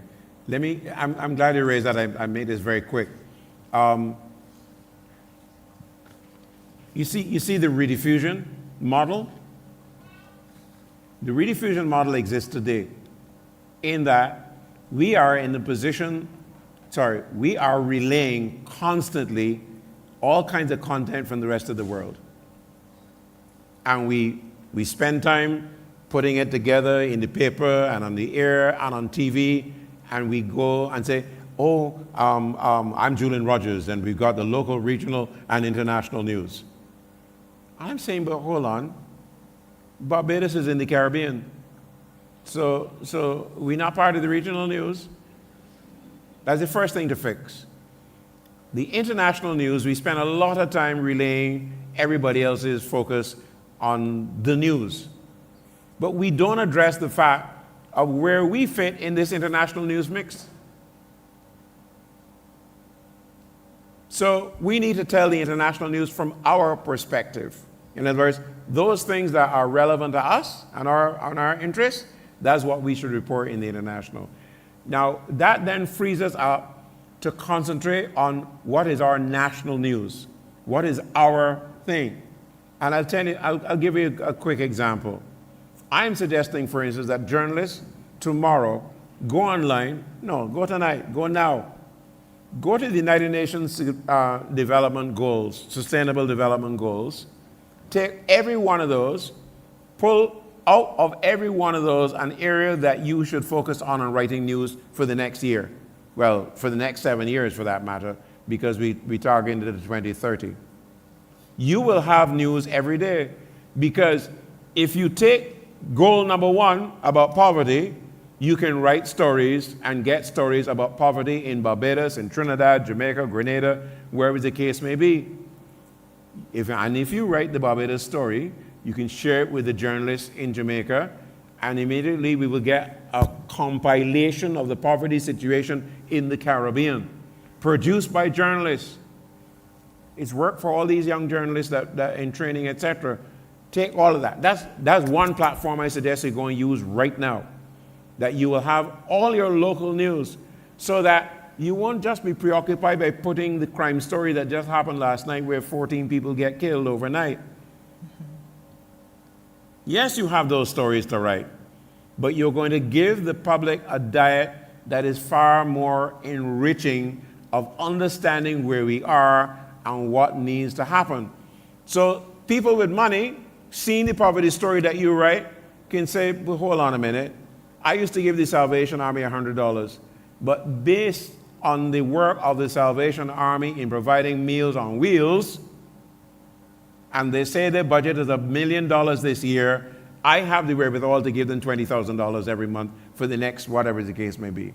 So you can apportion your support for the poverty alleviation campaign. You're not waiting for the government. Yeah, the government has a responsibility, but as a citizen of this country, you can make an input. Education is there. You see the food first agenda, the food security agenda, it's everybody's business. We're going to starve. So why not the media set up a campaign to encourage people to do kitchen gardens and have a competition, and go to Carter's and say, Carter's, will you sponsor this? So you're making money, but you're also providing a service. If you take every one of those areas, you will find support. The fertilizer people, everybody who's involved in food production and consumption, etc. Go to all the hotels and tell them, we want your chefs to appear in a series of shows on television showing how to use current produce available in Barbados that would be right in dishes for school children, for adults, for old people, etc. These are ideas that are right there in terms of developing content. So if you go down that road, I don't have to answer the second question you pose.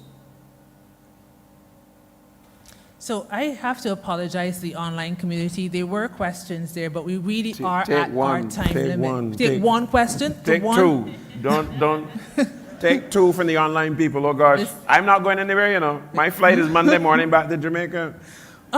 Well, I think the one question was asking, what do you see as the relationship between academia and the media? Perfect. That was the Quick online one. question. When I started doing television, I introduced morning television in Trinidad back in 1995.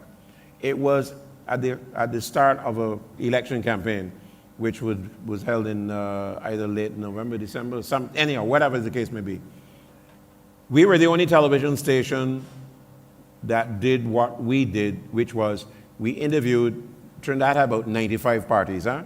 So our job was how to get all these people on the air. So I managed to anyhow, we went through all this thing.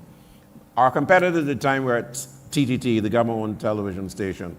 And I got a report saying, the people at TTT said, boy, you're doing a fantastic show, but wait till the election's over, you ain't got one damn thing to do. You ain't got no budget interview, etc. You don't tell Julian Rogers things like that. I have friends in the university. So I drive up to St. Augustine, go and find Gibbons from the Creative Arts Center. I said, Gibbons, here's the picture. He said, Rogers, I can help you. Gibbons, the guy who was head of the social sciences department at the time, and this lady who got killed she was a lecturer in the law school. Oh gosh, oh Lord of mercy. Anyhow, so the university responded to my appeal when I said, guys, I need people to come on the show who will address the development issues of Trinidad and Tobago and the Caribbean. No problem. Those people went on.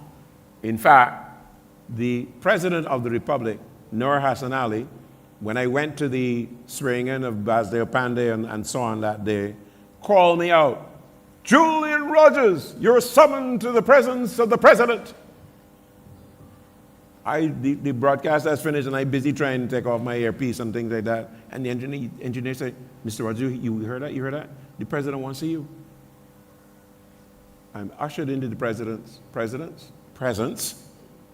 And he says, Mr. Rogers, I'm so happy to meet you. Every morning, I come downstairs, I get my coffee, I turn on the TV, and I watch Morning Edition. You have introduced me to more people in Trinidad that I was not aware of. You know what he did? He started appointing independent senators, which was his right, from among the resource people who appeared on television from the University of the West Indies. I am saying to you that the media has an opportunity to partner with all the universities and colleges in the Caribbean, because that is where the expertise is now and in the future. And I appeal to the politicians, please give the intellectuals an opportunity to weigh in on the development challenges and not accuse them of being political animals and whatever else and so on. Their time for politics will come. I made this point to Prime Minister Dr. Rowley in an interview that I did last July. I said, you politicians have been scaring off the intellects from saying exactly what should be said about various aspects of our country. We educate them, therefore they are giving back by giving their expertise to our countries. Let them speak. Let them say, you can disagree with them. Nothing wrong with disagreeing with them. But be courteous in the disagreement. Don't abuse them off and think. They have family and they have feelings and whatever else. But you don't educate people and then tell them that they're dumb, stupid, and whatever else. We need to send that message. And that message is not just to politicians, it's to other people as well. We must be in an environment of a sharing of ideas if we are to move forward in our countries. We cannot be abusing off everybody, etc. This is not America. Let them go on with their damn foolishness. We were brought up with manners and brought up, see, in our Caribbean, etc. Respect is due. So on that note of the environment of sharing ideas, I just want to alert you to the two further installations in this Legacy Lecture series. We'll have one on Monday, November 20th at 7 p.m. She wanted to go home. In the 3Ws Oval with Dr. Michelle Gittins speaking on the topic of women in technology, an elusive target and a missed opportunity in the Caribbean and beyond. And then on Wednesday, November 29th at 7 p.m., this time in the Cave Hill Law Faculty Lecture Theater, Mrs. Nicole Foster will be speaking on a legacy of excellence, charting new paths for the future. And it's at this point I want to turn over the podium to Dr. Nikisha Dawkins, who will give us the vote of thanks for this evening.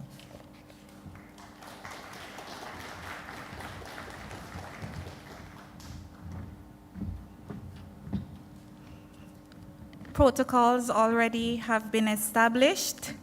Good night, ladies and gentlemen. First, I would like to thank the guest speaker, Mr. Julian Roberts, for taking us, Julian Rogers, my apologies, for taking us on this very excellent historic journey through Caribbean media.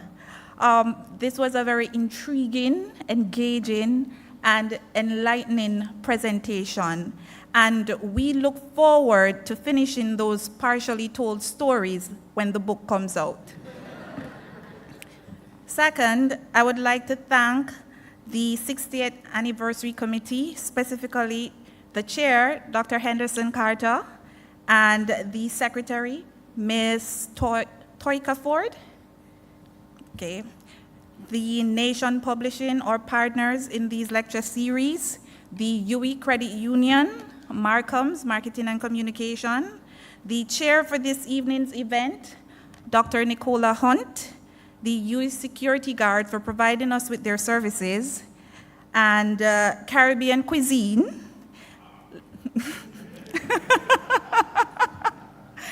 for providing us throughout these legacy series with their very tasty and delicious selection of food items, including wines and juices.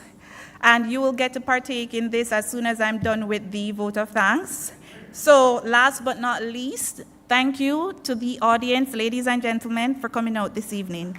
Good night.